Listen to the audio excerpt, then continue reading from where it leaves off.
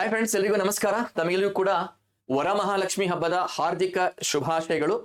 KS ಪ್ರಿಲಿಮ್ಸ್ಗೆ ಸಂಬಂಧಪಟ್ಟ ಹಾಗೆ 500 ಪ್ರಮುಖವಾಗಿರ್ತಕ್ಕಂತಹ ಪ್ರಚಲಿತ ವಿದ್ಯಮಾನಗಳನ್ನ ನಾವು ಡಿಸ್ಕಸ್ ಮಾಡ್ತೇವೆ ಅಂತ ಹೇಳಿದ್ವಿ. ಈಗಾಗಲೇ 5 MCQ ಸೀರೀಸ್ ಅನ್ನ ಅಂದ್ರೆ 50 MCQ ಗಳನ್ನ ಅಂದ್ರೆ 50 ಟಾಪಿಕ್ ಗಳನ್ನ ನಾವು ಡಿಸ್ಕಸ್ ಮಾಡಿ ಈಗಾಗಲೇ ವಿಡಿಯೋವನ್ನ ಅಪ್ಲೋಡ್ ಮಾಡಿದ್ದೇವೆ. ಆ ಕ್ಲಾಸ್ ಅನ್ನ ಯಾರು ವೀಕ್ಷಣೆ ಮಾಡಿಲ್ಲ ಅಂದ್ರೆ ಈ ತರಗತಿಯನ್ನ ಮೊದಲೇ ಬಾರಿಗೆ ಯಾರು ನೋಡ್ತಾ ಇದ್ದಾರೆ ಆ 5 ತರಗತಿಗಳನ್ನ ನೀವು ನೋಡಬಹುದು. ಇದರಲ್ಲಿ 50 ಟಾಪಿಕ್ಸ್ ಪ್ಲಸ್ 50 MCQs ಗಳನ್ನ ನಾವು ಡಿಸ್ಕಸ್ ಮಾಡಿದ್ದೇವೆ.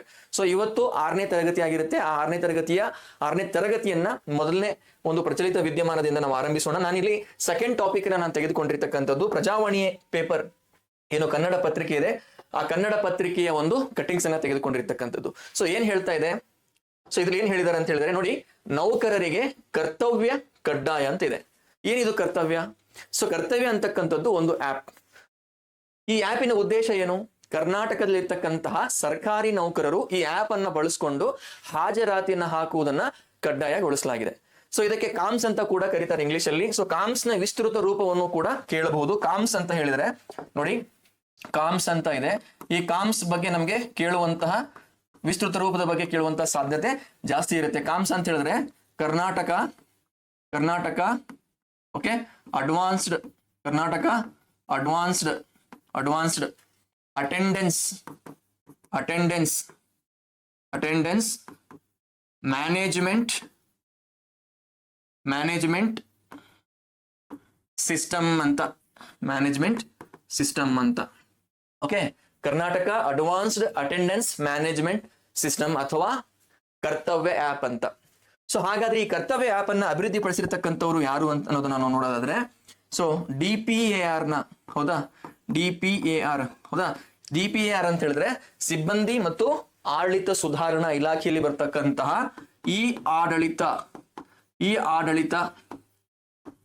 ಸೆಂಟರ್ ಆಫ್ ಗವರ್ನೆನ್ಸ್ ಅಂತ ಹೇಳ್ತೇವೆ. ಈ ಆಡಳಿತ ಏನಿದೆಯಲ್ಲ, ಈ ಆಡಳಿತ ಕೇಂದ್ರದವರು ಇದನ್ನ ಅಭಿವೃದ್ಧಿ ಪಡಿಸಿರ್ತಕ್ಕಂಥವ್ರು. DPAR ಸಿಬ್ಬಂದಿ ಮತ್ತು ಆಡಳಿತ ಸುಧಾರಣಾ ಇಲಾಖೆಯಲ್ಲಿ ಬರತಕ್ಕಂತಹ ಈ ಆಡಳಿತ ಕೇಂದ್ರ ಇದನ್ನ ಅಭಿವೃದ್ಧಿ ಪಡಿಸಿರ್ತಕ್ಕಂಥದ್ದು. ಹಾಗಾದ್ರೆ ಈ ಒಂದು ಆಪ್ ಅಲ್ಲಿ ಏನೇನು ಫೀಚರ್ಸ್ ಇದಾವೆ ಅಂತ ನಾವು ನೋಡೋದಾದ್ರೆ, ಈ ಆಪ್ ನಲ್ಲಿರ್ತಕ್ಕಂಥ ವಿಶೇಷತೆನ ನಾವು ನೋಡೋದಾದ್ರೆ, ಇಲ್ಲಿ AI ಆರ್ಟಿಫಿಷಿಯಲ್ ಇಂಟೆಲಿಜೆನ್ಸ್ ಜೊತೆಗೆ FRS ಅಂತ ಬರುತ್ತೆ. FRS ಕೃತಕ ಬುದ್ಧಿ ಮತ್ತು ಮುಖ ಚಹರೆಯನ್ನ ಗುರುತಿಸುವಂತಹ ತಂತ್ರಜ್ಞಾನ. AI ಅಂದ್ರೆ ಕೃತಕ ಬುದ್ಧಿ ಮತ್ತೆ FRS ಅಂದ್ರೆ ಫೇಶಿಯಲ್ ರೆಕಗ್ನಿಷನ್ ಸಿಸ್ಟಮ್ ಅಂತ. ಸೊ ಈ ಒಂದು ಕೃತಕ ಬುದ್ಧಿಮತ್ತೆ ಆಧಾರಿತ ಮತ್ತು ಮುಖಚಹರಿಯನ್ನ ಗುರುತಿಸ್ತಕ್ಕಂತಹ ಒಂದು ತಂತ್ರಜ್ಞಾನವನ್ನ ಇದರಲ್ಲಿ ಬಳಸಲಾಗಿದೆ. ಸೊ ಈ ಆಪ್ ಅನ್ನ ರಿಜಿಸ್ಟರ್ ಮಾಡಿಕೊಳ್ಳುವಂತಹ ಸಂದರ್ಭದಲ್ಲಿ ಆಧಾರ್ಗೆ ಲಿಂಕ್ ಆಗಿರ್ತಕ್ಕಂತಹ ಒಂದು ಮೊಬೈಲ್ ನಂಬರ್ ಜೊತೆಗೆ KGID ನಂಬರ್ನು ಕೂಡ ಕೊಡ್ಬೇಕಾಗತ್ತೆ. KGID ಅಂತ ಹೇಳಿದ್ರೆ ಹೌದಾ, ಇದು ಕರ್ನಾಟಕದ ಒಂದು ಸರ್ಕಾರಿ ವಿಮಾ ಇಲಾಖೆ ಅಂತ ಹೇಳ್ತೇವೆ. ಸರ್ಕಾರಿ ನೌಕರಿಗೆ ಈ KGID ನಂಬರ್ನು ಕೂಡ ಕೊಟ್ಟಿರ್ತಾರೆ. ಆ ಸಂದರ್ಭದಲ್ಲಿ ಅದನ್ನ ಹಾಕಿ ಇವರು ರಿಜಿಸ್ಟರ್ ಮಾಡ್ಕೋಬೇಕಾಗತ್ತೆ. ಸೊ ಹಾಜರಾತಿಯನ್ನು ಹಾಕುವಂತಹ ಸಂದರ್ಭದಲ್ಲಿ ಇಲ್ಲಿ ಜಿಯೋ ಫೆನ್ಸಿಂಗ್ ಅಂತಕ್ಕಂತಹ ಒಂದು ತಂತ್ರಜ್ಞಾನವನ್ನು ಕೂಡ ಬಳಸಲಾಗಿದೆ. ಜಿಯೋ ಫೆನ್ಸಿಂಗ್ ಅಂತ ಹೇಳಿದ್ರೆ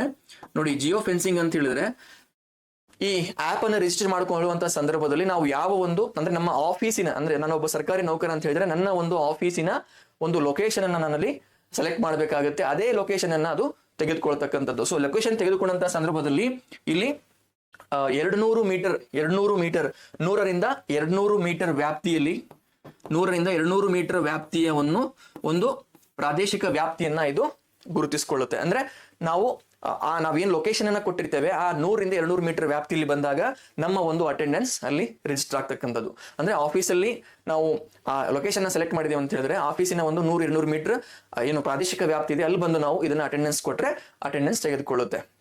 ಸೊ ಓಕೆ, ಸೊ ಇದು ಯಾವ ರೀತಿ ವ್ಯವಸ್ಥೆಯನ್ನ ಮಾಡಲಾಗಿದೆ ಅಂತ ಹೇಳಿದ್ರೆ, ಈ ಕರ್ತವ್ಯ ಆಪ್ ಅನ್ನ ಡೌನ್ಲೋಡ್ ಮಾಡಿಕೊಂಡ ನಂತರ ರಿಜಿಸ್ಟರ್ ಮಾಡಿಕೊಂಡ ನಂತರ ಅಟೆಂಡೆನ್ಸ್ ಕೊಡುವಂತ ಸಂದರ್ಭದಲ್ಲಿ ನಾನು ಯಾವ ಲೊಕೇಶನ್ ಅಲ್ಲಿ ನನ್ನ ಆಫೀಸಿನ ಲೊಕೇಶನ್ ಕೊಟ್ಟಿರ್ತೇನೆ ಅಲ್ಲೇ ಬಂದು ನಾನು ಫೋಟೋವನ್ನು ಹೊಡೆದುಕೊಂಡು ನಾನು ಏನಂತ ಹೇಳಿದ್ರೆ ಅಟೆಂಡೆನ್ಸ್ ಅನ್ನು ಹಾಕಬೇಕಾಗುತ್ತೆ. ಅದಕ್ಕೆ ಇಲ್ಲಿ ಫೇಶಿಯಲ್ ರೆಕಗ್ನಿಷನ್ ಸಿಸ್ಟಮ್ ಅಂತ ಇದೆ. ಆರ್ಟಿಫಿಷಿಯಲ್ ಇಂಟೆಲಿಜೆನ್ಸ್ ಜೊತೆಗೆ FRS ನ ತಂತ್ರಜ್ಞಾನವನ್ನ ಬಳಸಿಕೊಂಡಿರ್ತಕ್ಕಂಥದ್ದು. ಓಕೆ, ಜಿಯೋ ಫೆನ್ಸಿಂಗ್ ಇದೆ, KGID ನಂಬರ್ನ ಬಳಸ್ತಾರೆ. ಇದರ ಜೊತೆಗೆ ಏನಪ್ಪಾ ಅಂದ್ರೆ ಇನ್ನೊಂದು ಇಂಪಾರ್ಟೆಂಟ್ ಆಗಿರತಕ್ಕಂತಹ ಒಂದು ಮಾಹಿತಿಯನ್ನು ಕೂಡ ಇಲ್ಲಿ ಕೇಳ್ತಾರೆ.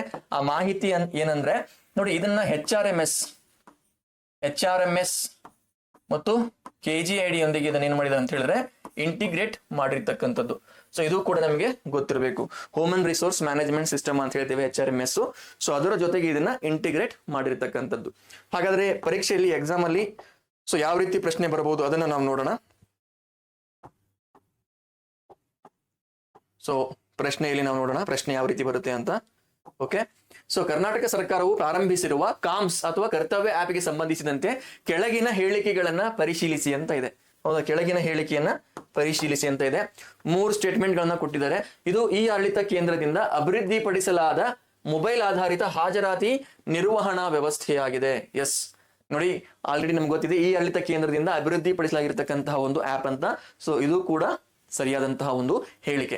ಇದು ನಕಲಿ ಹಾಜರಾತಿಯನ್ನು ತಡೆಯಲು ಕೃತಕ ಬುದ್ಧಿಮತ್ತೆ ಆಧಾರಿತ ಮುಖಚಹರೆ ಗುರುತಿಸುವಿಕೆ ಮತ್ತು ನೌಕರರು ನಿಗದಿತ ಆವರಣದಲ್ಲಿದ್ದಾರೆ ಎಂಬುದನ್ನು ಖಚಿತಪಡಿಸಿಕೊಳ್ಳಲು GIS ಆಧಾರಿತ, ನಾನು ಏನ್ ಹೇಳಿದಲ್ಲ ಜಿಯೋ ಫೆನ್ಸಿಂಗ್ ಅಂತ, ಅಂದ್ರೆ ಲೊಕೇಶನ್ಗೆ ಸಂಬಂಧಪಟ್ಟ ಹಾಗೆ ಪ್ರಾದೇಶಿಕ ವ್ಯಾಪ್ತಿಯನ್ನ ಅದು ಖಚಿತವಾಗಿ ನಿಖರವಾಗಿ ತೆಗೆದುಕೊಳ್ಳುತ್ತೆ.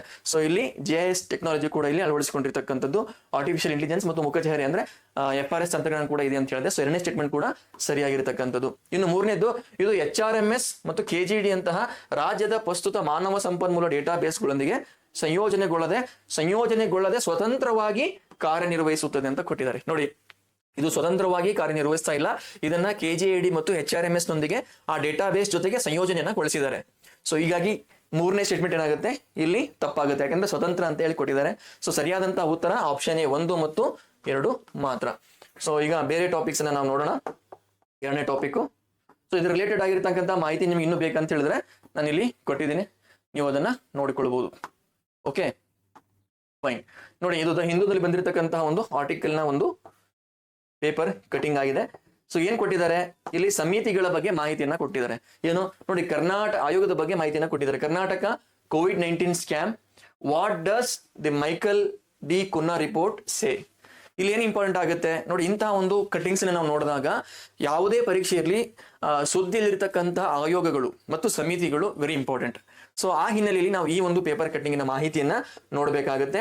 ಸುದ್ದಿಯಲ್ಲಿರ್ತಕ್ಕಂಥ ಪ್ರಮುಖವಾದಂತಹ ಎಲ್ಲ ಸಮಿತಿಗಳು ಮತ್ತು ಆಯೋಗಗಳ ಬಗ್ಗೆ ಮಾಹಿತಿಯನ್ನ ಹೊಂದಿರಬೇಕು. ಇಲ್ಲಿ ಪ್ರಮುಖವಾಗಿ ನಾವು ನೋಡ್ಬೇಕಾಗಿರ್ತಕ್ಕಂಥದ್ದು ಇವರೇನ್ ನೋಡಿ, ಆಗಿನ ಮುಖ್ಯಮಂತ್ರಿ ಆಗಿರ್ತಕ್ಕಂತಹ ಸನ್ಮಾನ್ಯ ಸಿದ್ದರಾಮಯ್ಯ ಅವರಿಗೆ ರಿಪೋರ್ಟ್ ಅನ್ನ ಸಬ್ಮಿಟ್ ಮಾಡ್ತಾ ಇದ್ದಾರೆ. ಇವರು ನಿವೃತ್ತ ನ್ಯಾಯಮೂರ್ತಿ ಆಗಿರತಕ್ಕಂತಹ ಮೈಕಲ್ ಡಿ ಕುನ್ನಾ ಅಂತ, ಇವ್ರ ಹೆಸರು ಮೈಕಲ್ ಡಿ ಕುನ್ನಾ ಅಂತ ಹೇಳಿ. ಸೊ ಇವರು ಈ ಒಂದು ಆಯೋಗವನ್ನ ಯಾವ ಒಂದು ಉದ್ದೇಶಕ್ಕೆ ನೇಮಕ ಮಾಡಲಾಗಿತ್ತು ಅಂತ ಹೇಳಿದ್ರೆ, ಕೋವಿಡ್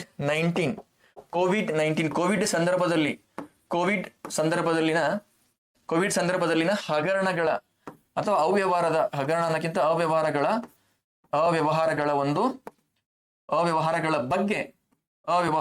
ಬಗ್ಗೆ ತನಿಖೆಯನ್ನ ಮಾಡಿ ವರದಿಯನ್ನ ಸಲ್ಲಿಸಿ, ಹೌದಾ, ಅವ್ಯವಹಾರಗಳ ಬಗ್ಗೆ ತನಿಖೆಯನ್ನ ಮಾಡಿ ವರದಿಯನ್ನ ಸಲ್ಲಿಸಲಿಕ್ಕೆ ಈ ಒಂದು ಆಯೋಗಕ್ಕೆ ಏನಂತ ಹೇಳಿದ್ರೆ ಆ ಒಂದು ಟಾಸ್ಕ್ ಅನ್ನ ಕೊಡಲಾಗಿತ್ತು. ನ್ಯಾಯಮೂರ್ತಿ retired justice Michael D Cunha ಅವರು ಈಗಾಗಲೇ ವರದಿಯನ್ನ ಸಲ್ಲಿಸಿದ್ದಾರೆ. ಸೊ ನಿಮ್ಗೆ ನೇರವಾಗಿ ಸುದ್ದಿಯಲ್ಲಿ ಕಂಡು ಬರುತ್ತಿರುವಂತಹ ಅಥವಾ ಸುದ್ದಿಯಲ್ಲಿದ್ದಂತಹ ಮೈಕಲ್ ಡಿ ಕುನ್ನಾರ್ ಅವರ ಆಯೋಗವು ಯಾವುದಕ್ಕೆ ಸಂಬಂಧಿಸಿದೆ ಅಂತ ಕೇಳಬಹುದು ಡೈರೆಕ್ಟ್ ಆಗಿ ಕೇಳೋದಾದ್ರೆ. ಸೊ ಅದರ ಉತ್ತರ COVID-19 ಅಥವಾ ಕೋವಿಡ್ ಸಂದರ್ಭದಲ್ಲಿ ನಡೆದಂತಹ ಅವ್ಯವಹಾರಗಳ ಬಗ್ಗೆ ತನಿಖೆಯನ್ನು ನಡೆಸಲು ನೇಮಕವಾದಂತಹ ಒಂದು ಆಯೋಗ ಅಂತ ನಾವು ಹೇಳ್ಬೋದು. ಇನ್ನೊಂದು ಪ್ರಮುಖವಾದಂತಹ ಆಯೋಗ, ಅದು ಕೂಡ ನ್ಯೂಸ್ ಅಲ್ಲಿ ಇದೆ. ಸೊ ಅದನ್ನ ನಾನು ನೆಕ್ಸ್ಟ್ ಅಲ್ಲಿ ಕೊಟ್ಟಿದ್ದೇನೆ ನೋಡಿ. ಡೆಕ್ಕನ್ ಹೆರಾಲ್ಡಿನ ಒಂದು ಪೇಪರ್ ಕಟಿಂಗ್ ಇದು. Karnataka government forms panel to recommend reforms in technical education ಅಂತ ಇದೆ. ಸೊ ತಾಂತ್ರಿಕ ಶಿಕ್ಷಣದಲ್ಲಿ ಸುಧಾರಣೆಯನ್ನ ತರಬೇಕು. ಓಕೆ, ತಾಂತ್ರಿಕ ಶಿಕ್ಷಣದಲ್ಲಿ, ಟೆಕ್ನಿಕಲ್ ಎಜುಕೇಶನ್ ಅಂತ ಹೇಳ್ತೇವೆ, ತಾಂತ್ರಿಕ ಶಿಕ್ಷಣದಲ್ಲಿ ಸುಧಾರಣೆಯನ್ನ ತರಲಿಕ್ಕೆ ಓಕೆ ಸಡಗೋಪನ್ ಅಂತಕ್ಕಂತಹವರ ಒಂದು ಅಧ್ಯಕ್ಷತೆಯಲ್ಲಿ ಒಂದು ಸಮಿತಿಯನ್ನ ನೇಮಕ ಮಾಡಲಾಗಿದೆ. ತಾಂತ್ರಿಕ ಶಿಕ್ಷಣ ಸುಧಾರಣೆಯನ್ನ ಮಾಡಲಿಕ್ಕೆ, ರಿಫಾರ್ಮ್ಸ್ ಅನ್ನ ತರಲಿಕ್ಕೋಸ್ಕರವಾಗಿ. ಸೊ ಈ ಸಮಿತಿ ಕೂಡ ಇಂಪಾರ್ಟೆಂಟ್ ಆಗುತ್ತೆ. ಸಡಗೋಪನ್ ಅಂತ ಹೆಸರು ಕೇಳಿದ ತಕ್ಷಣ ನಿಮ್ಮ ಮೈಂಡ್ ಅಲ್ಲಿ ತಾಂತ್ರಿಕ ಶಿಕ್ಷಣ ಸುಧಾರಣೆ ಅಂತ ಇರಬೇಕು. ಸೊ ಇದೇ ರೀತಿ ಅನೇಕ ಒಂದು ಆಯೋಗಗಳು ಮತ್ತೆ ಸಮಿತಿಗಳು ನ್ಯೂಸ್ ಅಲ್ಲಿ ಇದಾವೆ.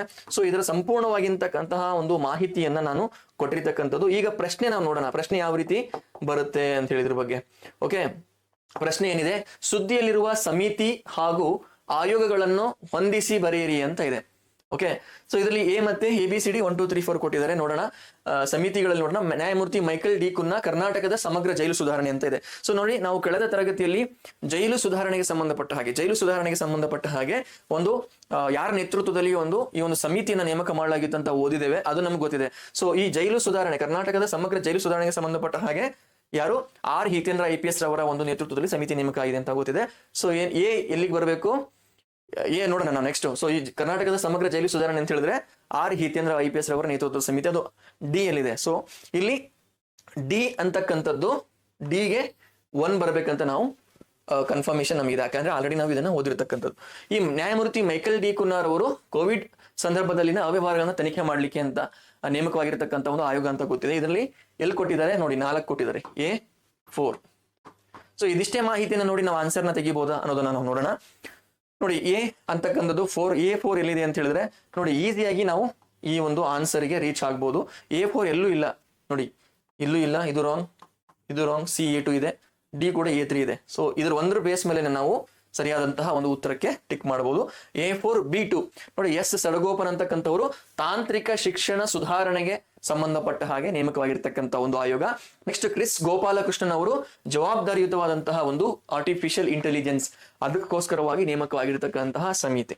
ಸೊ ಈ ರೀತಿ ನಿಮಗೆ ಸ್ವಲ್ಪ ಟಫ್ ಕ್ಯಾಟಗರಿಯ ಒಂದು ಕ್ವಶನ್ ಆದ್ರೆ ಸೊ ಆ ರೀತಿ ಪ್ರಶ್ನೆಗಳನ್ನ ಕೇಳ್ತಾರೆ. ಸೊ ನೋಡಿ, ಕೆಲವರು ಕಮೆಂಟ್ ಅಲ್ಲಿ ಹಾಕಿದ್ರ, ಸ್ವಲ್ಪ ನಮಗೆ ಸ್ಕ್ರೀನ್ ಶಾಟ್ ತೆಗೆದುಕೊಳ್ಳಿಕ್ಕೆ ನೀವು ಸ್ವಲ್ಪ ಟೈಮ್ ಕೊಡಿ, ಅಂದ್ರೆ ಸ್ವಲ್ಪ ಬದಿಗೆ ನಿಲ್ಲಿ ಅಂತ ಹೇಳ್ತಾ ಇದ್ರ. ಸೊ ಅದಕ್ಕೆ ಏನಾದ್ರು ಸ್ಕ್ರೀನ್ ಶಾಟ್ ತೆಗೆದುಕೊಳ್ಳೋದಿದ್ರೆ ನೀವು ತೆಗೆದುಕೊಳ್ಬಹುದು. ಸೊ ಇದರ ಸರಿಯಾದಂತಹ ಉತ್ತರ ಆಪ್ಷನ್ ಬಿ. ಈಗ ನಾನು ಹೇಳಿದ್ದೆ ನಿಮಗೆ ಎಲ್ಲಾ ಸಮಿತಿಗಳು ಮತ್ತು ಆಯೋಗಗಳು ಇಂಪಾರ್ಟೆಂಟ್ ಅಂತ ಹೇಳಿ. ಆ ಎಲ್ಲಾ ಸಮಿತಿಗಳು ಮತ್ತು ಆಯೋಗಗಳ ಒಂದು ಮಾಹಿತಿಯನ್ನ ನಾನು ಇಲ್ಲಿ ಕೊಟ್ಟಿರ್ತಕ್ಕಂಥದ್ದು. ಯಾರಾದ್ರೂ ಇದರ ಒಂದು ಸ್ಕ್ರೀನ್ ಶಾಟ್ ತೆಗೆದುಕೊಳ್ಳೋದಿದ್ರೆ ತೆಗೆದುಕೊಳ್ಳಿ. SC ಒಳ ಮೀಸಲಾತಿಗೆ ಸಂಬಂಧಪಟ್ಟಂತಹ ಒಂದು ಆಯೋಗ ಮತ್ತು ಸಮಿತಿ ಯಾವುದು ಅಂತ ಹೇಳಿದ್ರೆ ಅದು HN ನಾಗಮೋಹನ್ ದಾಸ್ ಅವರ ನೇತೃತ್ವದಲ್ಲಿ ಆಗಿರ್ತಕ್ಕಂಥದ್ದು. ಜೈಲು ಸುಧಾರಣೆ ನಮ್ಗೆ ಗೊತ್ತಿದೆ, ಆರ್ ಹಿತೇಂದ್ರ IPS. ತಾಂತ್ರಿಕ ಶಿಕ್ಷಣ ಸುಧಾರಣೆ ಈಗ ಜಸ್ಟ್ ಓದಿದ್ವಿ, S ಸಡಗೋಪನ್. ಜವಾಬ್ದಾರಿತ ಅದನ್ನು ಓದಿದ್ವಿ, ಕ್ರಿಸ್ ಗೋಪಾಲಕೃಷ್ಣನ್. ಸೊ ಅದ್ರ ಜೊತೆಗೆ ಇನ್ನೊಂದಿಷ್ಟು ಆಯೋಗಗಳಿದಾವೆ. ಶಿಕ್ಷಣ ನೀತಿ ಆಯೋಗ ಬಂದಾಗ ಪ್ರೊಫೆಸರ್ ಸುಖದೇವ್ ಥೋರಟ್. ನೆಕ್ಸ್ಟ್ 7ನೇ ವೇತನ ಆಯೋಗ K ಸುಧಾಕರ್ ರಾವ್. ಬರ ಪರಿಶೀಲನಾ ಸಮಿತಿ HK ಪಾಟೀಲ್. ವಿಶ್ವವಿದ್ಯಾಲಯ ಪೀಠಗಳ ಪರಿಶೀಲನಾ ಸಮಿತಿ ಬರಗೂರು ರಾಮಚಂದ್ರಪ್ಪ. ನಗರ ಮತ್ತು ಮೂಲಸೌಕರ್ಯಗಳ ಅಭಿವೃದ್ಧಿ ಸಮಿತಿ BS ಪಾಟೀಲ್. ಓಕೆ, ಬೇರೆ ನಾನು ಟಾಪಿಕ್ಸ್ ಗಳನ್ನ ಡಿಸ್ಕಸ್ ಮಾಡೋದ್ರಿಂದ ಇಲ್ಲಿ ಇದನ್ನ ನಾನು ನಿಮಗೆ ಬೇಗ ಕವರ್ ಮಾಡ್ತಾ ಇದ್ದೇನೆ. ಓಕೆ, ನೆಕ್ಸ್ಟ್ ನೋಡಿ, ಇನ್ನುಳಿರ್ತಕ್ಕಂತಹ ಒಂದು ಸಮಿತಿಗಳು. ಕಲ್ಯಾಣ ಕರ್ನಾಟಕದ ಶಿಕ್ಷಣದ ಸನ್ನಿವೇಶ ಸುಧಾರಣೆ. ಕಲ್ಯಾಣ ಕರ್ನಾಟಕ ಬಂದ್ರೆ ಡಾಕ್ಟರ್ ಕುರ್ರಾಜ್ ಕರ್ಜಗಿ ಅವರ ಒಂದು ಹೆಸರು ನಿಮಗೆ ನೆನಪಿ ಬರಬೇಕು. ನಗರ ಮತ್ತು ಗ್ರಾಮೀಣ ಸ್ಥಳೀಯ ಸಂಸ್ಥೆಗಳಲ್ಲಿ ಇದರ ಹಿಂದುಳಿದ ವರ್ಗಗಳ ರಾಜಕೀಯ ಪ್ರಾತಿನಿಧ್ಯವನ್ನು ಅದರ ಕುರಿತಂತೆ ಅಧ್ಯಯನ ಮಾಡಲಿಕ್ಕೆ ನೇಮಕವಾದಂತಹ ಸಮಿತಿ ನ್ಯಾಯಮೂರ್ತಿ ಭಕ್ತ ವತ್ಸಲ ಸಮಿತಿ. ಓಕೆ, ಜಾತಿ ಗಣತಿ ಅಂತೂ ಗೊತ್ತಿದೆ, K ಜಯಪ್ರಕಾಶ್ ಅವರ ನೇತೃತ್ವದಲ್ಲಿ. ಕರ್ನಾಟಕದ 7ನೇ ಆಡಳಿತ ಸುಧಾರಣಾ ಆಯೋಗ T ಭಾಸ್ಕರ್ ಅವರ ನೇತೃತ್ವದಲ್ಲಿ. ಹಣಕಾಸು ಆಯೋಗ ಕರ್ನಾಟಕದಲ್ಲಿರ್ತಕ್ಕಂಥ 5ನೇ ಹಣಕಾಸು ಆಯೋಗದ ಅಧ್ಯಕ್ಷರು C ನಾರಾಯಣ ಸ್ವಾಮಿ. ರಾಜ್ಯದಲ್ಲಿರ್ತಕ್ಕಂಥ ಅಣೆಕಟ್ಟುಗಳ ಸುರಕ್ಷತೆಯನ್ನು ಪರಿಶೀಲನೆ ಮಾಡಲಿಕ್ಕೆ ರಾಕೇಶ್ ಸಿಂಗ್ ಸಮಿತಿ. ನೆಕ್ಸ್ಟ್ ಕಾವೇರಿ ನದಿ ಮಾಲಿನ್ಯ ತಡೆಯುವಂತಹ ತಜ್ಞರ ಸಮಿತಿ ನಿರಂಜನ್ ಸಮಿತಿ. ನೋಡಿ, ನದಿಗಳಿಗೆ ಸಂಬಂಧಪಟ್ಟಂತಹ ಸಮಿತಿಗಳು ನೇಮಕ ಆದಾಗ ಅವು ಬಹಳ ಇಂಪಾರ್ಟೆಂಟ್ ಆಗಿರ್ತವೆ. ಸೊ ಕಾವೇರಿ ನದಿ ಮಾಲಿನ್ಯ ತಡೆಯುವ ತಜ್ಞರ ಸಮಿತಿ ನಿರಂಜನ್ ಅವರ ನೇತೃತ್ವದಲ್ಲಿ. ಪಶ್ಚಿಮ ಘಟ್ಟಗಳಿಗೆ ಸಂಬಂಧಪಟ್ಟಿಯೂ ಕೂಡ ಇಂಪಾರ್ಟೆಂಟ್ ಇದೆ. ಪಶ್ಚಿಮ ಘಟ್ಟಗಳ ಪರಿಸರ ಸೂಕ್ಷ್ಮ ಪ್ರದೇಶಗಳ ಸಂರಕ್ಷಣೆಗೆ ಸಂಬಂಧಿಸಿದಂತೆ ಶಿಫಾರಸುಗಳ ಸುತ್ತ ಸೃಷ್ಟಿಯಾಗಿರ್ತಕ್ಕಂತಹ ವಿವಾದಗಳ ಕುರಿತು ಅಧ್ಯಯನವನ್ನ ಮಾಡ್ಲಿಕ್ಕೆ, ಏನು ಇಕೋ ಸೆನ್ಸಿಟಿವ್ ಝೋನ್ ಅಂತ ಹೇಳ್ತೇವೆ, ESZ ಝೋನ್ ಅಂತ ಹೇಳ್ತೇವೆ. ಸೊ ಅದಕ್ಕೆ ಸಂಬಂಧಪಟ್ಟ ಹಾಗೆ ಕೆಲವೊಂದಿಷ್ಟು ಗೊಂದಲಗಳು ಉಂಟಾಗಿದ್ದಾವೆ. ಅದಕ್ಕೆ ಸಂಬಂಧಪಟ್ಟ ಹಾಗೆ ಕ್ಲಾರಿಟಿಯನ್ನ ಕೊಡ್ಲಿಕ್ಕೆ ಅಧ್ಯಯನ ಮಾಡಿ ಸಂಜಯ್ ಕುಮಾರ್ ಸಮಿತಿ ನೇಮಕ ಆಗಿರ್ತಕ್ಕಂಥದ್ದು. ಸೊ ಈ ರೀತಿ ನೀವೆಲ್ಲ ಒಂದೇ ಕಡೆ ಎಲ್ಲ ಆಯೋಗಗಳು ಮತ್ತು ಸಮಿತಿಗಳನ್ನ ಪಟ್ಟಿ ಮಾಡಿಕೊಂಡು ಅದನ್ನ ರಿವೈಸ್ ಮಾಡ್ತಾ ಇದ್ರೆ ನಿಮ್ಗೆ ಬಹಳ ಹೆಚ್ಚು ಅನುಕೂಲ ಆಗುವಂತಹ ಸಾಧ್ಯತೆ ಇರುತ್ತದೆ. ಓಕೆ, ಸೊ ನಾವು ನೆಕ್ಸ್ಟ್ ಪ್ರಶ್ನೆಗೆ ನಾವು ಮೂವ್ ಆಗೋಣ. 2ನೇದನ್ನ ನೋಡಿದ್ದೇವೆ. ಸೊ ಇದ್ರದ್ದು ಏನಾದರೂ ಸ್ಕ್ರೀನ್ ಶಾಟ್ ತಗೊಳ್ಳಿದ್ರೆ ನೀವು ತೆಗೆದುಕೊಳ್ಳಬಹುದು. Okay, so next fine. So ಹೇಳಿದ್ದಾರೆ ಅನ್ನೋ ಕಾರಣಕ್ಕೆ ನಾನು ಆ ರೀತಿ ನಿಮಗೆ ಅವಕಾಶ ಕೊಡ್ತಿರ್ತಕ್ಕಂಥದ್ದು. ಸೊ ನಿಮ್ಗೆ ಏನಾದರೂ ಮಾಹಿತಿ ಬೇಕಲ್ಲಿ ನೀವು ಕಮೆಂಟ್ ಬಾಕ್ಸ್ ಅಲ್ಲಿ ನೀವು ಕಮೆಂಟ್ ಮಾಡಿ ಹೇಳ್ಬೋದು, ಅಥವಾ ಯಾವುದೇ ಮಾಹಿತಿನ ನೀವು ಹೇಳುವಂತಹ ಒಂದು ಅಥವಾ ಹಂಚ್ಕೊಳ್ತಕ್ಕಂಥದ್ದಿದ್ರೆ ಅದನ್ನು ನೀವು ಹಂಚ್ಕೊಳ್ಬಹುದು. ಸೊ ಈಗ ನೋಡಿ, ಸ್ಟೇಟ್ ಕ್ರಾಫ್ಟ್ IAS ಅಕಾಡೆಮಿ ಒಂದು ಯೂಟ್ಯೂಬ್ ಚಾನಲ್ ಇದೆಯಲ್ಲ, ಆ ಯೂಟ್ಯೂಬ್ ಚಾನಲ್ ಈ ಒಂದು ವಿಡಿಯೋ ಅವೈಲೇಬಲ್ ಇರ್ತಕ್ಕಂಥದ್ದು ಈಗ ನೋಡ್ತಾ ಇದ್ರಲ್ಲ ನೀವು. ಸೊ ಇದರಲ್ಲೇ ಕಮೆಂಟ್ ಬಾಕ್ಸ್ ಅಲ್ಲಿ, ಕಮೆಂಟ್ ಸೆಕ್ಷನ್ ಅಲ್ಲಿ, ಡಿಸ್ಕ್ರಿಪ್ಷನ್ ನಲ್ಲಿ ನಾವು ಒಂದು ಈ state craft IAS academy app ಯಾವ ರೀತಿ ಡೌನ್ಲೋಡ್ ಮಾಡ್ಕೋಬೇಕು ಆ ಒಂದು ಲಿಂಕ್ ಅನ್ನ ಶೇರ್ ಮಾಡಿರ್ತೀವಿ. ಅದೇ ಆ್ಯಪ್ ನಲ್ಲಿ ಇದಕ್ಕೆ ಸಂಬಂಧಪಟ್ಟಂತ ಏನು PPT ಇದೆ ನಿಮಗೆ ಅಲ್ಲಿ ಫ್ರೀ ಆಗಿ ನೀವು ಡೌನ್ಲೋಡ್ ಮಾಡ್ಕೋಬಹುದು. ಓಕೆ, ಸೊ ಈಗ 3ನೇ ಟಾಪಿಕ್ ಯಾವುದು ಅಂತ ಹೇಳಿದ್ರೆ ಅದು ಕಲಬುರಗಿಯಲ್ಲಿ ರಾಜ್ಯದ ಮೊದಲ ಗೆಳತಿ ಅಂತ ಇದೆ. ಸೊ ಏನಿದು ಗೆಳತಿ ಕೇಂದ್ರ ಅಂತಕ್ಕಂಥದ್ದು, ಇದು ವೆರಿ ಇಂಪಾರ್ಟೆಂಟ್ ಆಗಿರತಕ್ಕಂತಹ ಒಂದು ಮಾಹಿತಿ. ನೋಡಿ, ಗೆಳತಿ ಕೇಂದ್ರ ಎಲ್ಲಿ ಸ್ಥಾಪನೆ ಆಗಿದೆ ಅದು ಇಂಪಾರ್ಟೆಂಟ್ ಆಗುತ್ತೆ. ಇಲ್ಲಿ ಪತ್ರಿಕೆಯಲ್ಲಿ, ವಿಜಯ ಕರ್ನಾಟಕದ ಪತ್ರಿಕೆಯ ಒಂದು ಕಟಿಂಗ್, ಕಲಬುರಗಿಯಲ್ಲಿ ಗೆಳತಿ ಕೇಂದ್ರ ಏನಾಗಿದೆ, ಗೆಳತಿ ಕೇಂದ್ರ ಸ್ಥಾಪನೆ ಆಗಿರ್ತಕ್ಕಂಥದ್ದು. ಈ ಗೆಳತಿ ಕೇಂದ್ರದ ಉದ್ದೇಶ ಏನು? ಹೌದಾ, ಕೌಟುಂಬಿಕ ಹಿಂಸೆಯಿಂದ ದೌರ್ಜನ್ಯಕ್ಕೆ ಒಳಗಾಗಿರ್ತಕ್ಕಂತಹ ಮಹಿಳೆಯರನ್ನ ರಕ್ಷಣೆ ಮಾಡಲಿಕ್ಕೆ ಸ್ಥಾಪನೆ ಆಗಿರ್ತಕ್ಕಂತಹ ಒಂದು ಕೇಂದ್ರ. ಹೌದಾ, ಕೌಟುಂಬಿಕ ಹಿಂಸೆ ಮತ್ತು ದೌರ್ಜನ್ಯಕ್ಕೆ ಒಳಗಾದ ಮಹಿಳೆಯರನ್ನು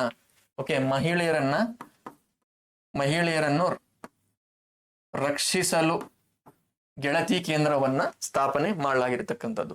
ಸೊ ಇಲ್ಲಿ ಪ್ರಮುಖವಾಗಿ ಇದರ ಒಂದು ಇಂಪಾರ್ಟೆನ್ಸ್ ಏನಂತ ಹೇಳಿದ್ರೆ, ಇದನ್ನ ಗ್ರಾಮ ಪಂಚಾಯತ್ ಮಟ್ಟದಲ್ಲಿ ಸ್ಥಾಪನೆ ಮಾಡಿರ್ತಕ್ಕಂಥದ್ದು. ಸೊ ಯಾವ ಒಂದು ಇಲಾಖೆ ಇದನ್ನ ಜಾರಿಗೆ ತಂದಿದೆ ಅಂತ ಹೇಳಿದ್ರೆ, ಇದನ್ನ ಜಾರಿಗೆ ತಂದಿರತಕ್ಕಂತ ಹೇಳಾಗೆ ಗ್ರಾಮೀಣಾಭಿವೃದ್ಧಿ ಮತ್ತು ಪಂಚಾಯತ್ ರಾಜ್ ಇಲಾಖೆ. ಸೊ ಇದೆ ಈ ಗೆಳತಿ ಕೇಂದ್ರದ ರೀತಿಯಲ್ಲಿ ಅನೇಕ ಒಂದು ಕೇಂದ್ರಗಳನ್ನ ಈಗಾಗಲೇ ಕೇಂದ್ರ ಸರ್ಕಾರ ಮತ್ತು ಕರ್ನಾಟಕ ಸರ್ಕಾರ ಜಾರಿಗೆ ತಂದಿರತಕ್ಕಂಥದ್ದು. ಉದಾಹರಣೆಗೆ ಸಖಿ ಅಂತ ಇದೆ, ಹೌದಾ, ಸಖಿ ಮತ್ತು ಸ್ವಾಧಾರ ಗೃಹಗಳೇನಿದಾವಲ್ಲ ಇವು ಕೇಂದ್ರ ಸರ್ಕಾರದ ಯೋಜನೆಗಳು. ಅದೇ ರೀತಿ ಸಾಂತ್ವನ ಕೇಂದ್ರ ಇದೆ ಮತ್ತು ಮಹಿಳಾ ಸಹಾಯವಾಣಿ ಇದೆ. ಸೊ ಅವುಗಳು ಏನಂತ ಹೇಳಿದ್ರೆ ಅದ್ರ ಬಗ್ಗೆ ಇಲ್ಲಿ ಮಾಹಿತಿನ ನಮ್ಗೆ ಕೊಟ್ಟಿರ್ತಕ್ಕಂಥದ್ದು. ಓಕೆ, ನೋಡಿ, ಗೆಳತಿ ಬಗ್ಗೆ ನಾನು ಆಲ್ರೆಡಿ ಹೇಳಿದ್ದೀನಿ. ಗ್ರಾಮ ಪಂಚಾಯತ್ ಮಟ್ಟದಲ್ಲಿ ಇದನ್ನ ಸ್ಥಾಪನೆ ಮಾಡಿರ್ತಕ್ಕಂಥದ್ದು. ಕೌಟುಂಬಿಕ ಹಿಂಸೆ ಮತ್ತು ಮಾನಸಿಕ ಕಿರುಕುಳಕ್ಕೆ ಒಳಗಾಗಿರ್ತಕ್ಕಂಥದ್ದು, ದೌರ್ಜನ್ಯಕ್ಕೆ ಒಳಗಾಗಿರ್ತಕ್ಕಂತಹ ಒಂದು ಗ್ರಾಮೀಣ ಮಹಿಳೆಯರಿಗೆ, ಅದಕ್ಕೆ ನಾನು ಹೇಳಿದೆ ಗ್ರಾಮ ಪಂಚಾಯತ್ ಮಟ್ಟದಲ್ಲಿ ಇದನ್ನ ಈ ಯೋಜನೆಯನ್ನ ಜಾರಿಗೆ ತಂದಿರತಕ್ಕಂಥದ್ದು. ಯಾವ ಇಲಾಖೆ ಅಂತ ಆಲ್ರೆಡಿ ನೋಡಿದ್ದೇವೆ, ಗ್ರಾಮೀಣಾಭಿವೃದ್ಧಿ ಮತ್ತು ಪಂಚಾಯತ್ ರಾಜ್ ಇಲಾಖೆ. ಸೊ ಇದೇ ರೀತಿ ಬೇರೆ ಬೇರೆಯ ಒಂದು ಯೋಜನೆಗಳು, ಒಂದು ಉಪಕ್ರಮಗಳನ್ನು ಕೂಡ ಈಗಾಗಲೇ ಜಾರಿಗೆ ತಂದಿದ್ದಾರೆ. ಸಖಿ ಅಂತ ಇದೆ, ಇದನ್ನ ಡಿಸ್ಟ್ರಿಕ್ಟ್ ಲೆವೆಲ್ ಅಲ್ಲಿ ಮಾಡಿರ್ತಕ್ಕಂಥದ್ದು ಕೇಂದ್ರ ಸರ್ಕಾರದ ಒಂದು ಉಪಕ್ರಮ. ದೌರ್ಜನ್ಯಕ್ಕೆ ಒಳಗಾದಂತಹ ಮಹಿಳೆಯರಿಗೆ ಒಂದೇ ಸೂರಿನಡಿಯಲ್ಲಿ ಸೌಲಭ್ಯವನ್ನ ಕಲ್ಪಿಸ್ತಕ್ಕಂಥದ್ದು. ಸಾಂತ್ವನ ಅಂತಿದೆ, ಇದು ಕರ್ನಾಟಕ ಸರ್ಕಾರದ್ದು, ರಾಜ್ಯ ಸರ್ಕಾರದ್ದು, ತಾಲೂಕು ಮತ್ತು ಜಿಲ್ಲಾ ಮಟ್ಟದಲ್ಲಿದೆ. 2001ರಲ್ಲಿ ಇದನ್ನ ಜಾರಿಗೆ ತಂದಿರತಕ್ಕಂಥದ್ದು. ಸಂಕಷ್ಟದಲ್ಲಿರ್ತಕ್ಕಂತಹ ಮಹಿಳೆಯರಿಗೆ ನೆರವನ್ನ ಕೊಡ್ತಕ್ಕಂಥದ್ದು. 181 ಏನಿದೆಯಲ್ಲ ಇದು ಸಹಾಯವಾಣಿ. ಓಕೆ, ರಾಜ್ಯಾದ್ಯಂತ 24x7 ಏನಿದೆಲ್ಲ 24 ಗಂಟೆ ಮತ್ತು ಪ್ರತಿ ದಿನವೂ ಇದನ್ನ ಮಹಿಳೆಯರಿಗೆ ಸಹಾಯ ಆಗುವಂತ ನಿಟ್ಟಿನಲ್ಲಿ ಜಾರಿಗೆ ತಂದಿರತಕ್ಕಂಥದ್ದು ಮಹಿಳಾ ಸಹಾಯವಾಣಿ. ಇದು ಕೂಡ ರಾಜ್ಯಾದ್ಯಂತವಾಗಿ ಇದನ್ನ ಜಾರಿಗೆ ತಂದಿರತಕ್ಕಂಥದ್ದು. ಸ್ವಾಧಾರ ಗೃಹ ಏನಿದೆಯಲ್ಲ ಇದು ಜಿಲ್ಲಾ ಮಟ್ಟದಲ್ಲಿ ಮತ್ತೆ ಸಂಕಷ್ಟದಲ್ಲಿರ್ತಕ್ಕಂತಹ ಮಹಿಳೆಯರಿಗೆ ತಾತ್ಕಾಲಿಕವಾದಂತಹ ಆಶ್ರಯ, ಆಹಾರ, ಉಡುಪು, ವೈದ್ಯಕೀಯ ಮತ್ತು ಕಾನೂನು ನೆರವನ್ನ ಕೊಡ್ತಕ್ಕಂಥದ್ದು. ಸೊ ಈ ಕೆಲಸವನ್ನ ಸ್ವಾಧಾರ ಗೃಹ ಮಾಡುತ್ತೆ. ಇದು ಕೂಡ ಕೇಂದ್ರ ಸರ್ಕಾರದ್ದು. ಸಹಾಯವಾಣಿ ಏನಿದೆಯಲ್ಲ ಅದನ್ನ ಕೂಡ ಸೆಂಟ್ರಲ್ ಗೌರ್ಮೆಂಟ್ ಅಲ್ಲಿ ಇಂಟಿಗ್ರೇಟೆಡ್ ಆಗಿ ಇದನ್ನ ಜಾರಿಗೆ ತಂದಿರತಕ್ಕಂತ ಒಂದು ಮಾಹಿತಿನ ನಾವು ನೋಡಿದ್ವಿ. ಸೊ ಇಲ್ಲಿ ಇನ್ನೊಂದು ವಿಚಾರವನ್ನ ನಾನು ಹೇಳ್ಬೇಕೇನಂದ್ರೆ, ನೋಡಿ, ಈ ಏನು ಗೆಳತಿ ಕೇಂದ್ರ ಏನಿದಿಲ್ಲ ಆ ಗೆಳತಿ ಕೇಂದ್ರದಲ್ಲಿ ಏನೇನು ಸೌಲಭ್ಯಗಳನ್ನ ಕೊಡ್ತಾರೆ ಅಂತ ಹೇಳಿದ್ರೆ, ಇಲ್ಲಿ ಆಪ್ತ ಸಮಾಲೋಚನೆ ಅಂದ್ರೆ ಕೌನ್ಸಿಲಿಂಗ್ ಅಂತ ಕೊಡ್ತಾರೆ ಗೆಳತಿ ಕೇಂದ್ರದಲ್ಲಿ. ಯಾರು ಮಾನಸಿಕವಾಗಿ ಕಿರುಕುಳಕ್ಕೆ ಒಳಗಾಗಿದ್ದಾರೆ ಕೌಟುಂಬಿಕ ಹಿಂಸೆಯಿಂದ, ನೆಕ್ಸ್ಟ್ ಕಾನೂನು ನೆರವನ್ನ ಕೊಡ್ತಾರೆ. ಅದರ ಜೊತೆಗೆ ಅವರಿಗೆ ರಕ್ಷಣೆಯನ್ನು ಕೂಡ ಒದಗಿಸ್ತಾರೆ. ಗೆಳತಿ ಕೇಂದ್ರ ಅಂತಕ್ಕಂಥದ್ದು ಈ ಏನು ಇದನ್ನ ತಂದಿರತಕ್ಕಂಥ ಉದ್ದೇಶ ಏನಂತ ಹೇಳಿದ್ರೆ, ಕೌಟುಂಬಿಕ ಹಿಂಸೆ ಅಥವಾ ಮಾನಸಿಕ ಕಿರುಕುಳಕ್ಕೆ ಒಳಗಾದಂತ ಅಂದ್ರೆ ಒಂದು ರೀತಿಯಲ್ಲಿ ದೌರ್ಜನ್ಯ. ಸೊ ಅದಕ್ಕೆ ಒಳಗಾಗಿರ್ತಕ್ಕಂತಹ ಮಹಿಳೆಯರಿಗೆ ಒಂದು ಆಪ್ತ ಸಮಾಲೋಚನೆ, ಕಾನೂನಿನ ನೆರವು ಮತ್ತೆ ಯಾವುದು ಅವರಿಗೆ ರಕ್ಷಣೆ ನೀಡತಕ್ಕಂತಹ ಒಂದು ಕೆಲಸವನ್ನ ಗೆಳತಿ ಕೇಂದ್ರ ಮಾಡುತ್ತೆ. ಗೆಳತಿ ಕೇಂದ್ರ ಇಂಪಾರ್ಟೆಂಟು. ನಿಮ್ಮ ಎಕ್ಸಾಮ್ ಪರ್ಸ್ಪೆಕ್ಟಿವ್ ಇಂದ ಸ್ವಲ್ಪ ಗಮನ ಹರಿಸಿ ನೀವು ನೋಡ್ಕೊಳ್ಳಿ. ಯಾರು ಸ್ಕ್ರೀನ್ ಶಾಟ್ ತೆಗೆದುಕೊಳ್ಳದಿದ್ರೆ ನೀವು ತೆಗೆದುಕೊಳ್ಳಬಹುದು. ಓಕೆ, ಒಂದು ನಿಮಿಷ.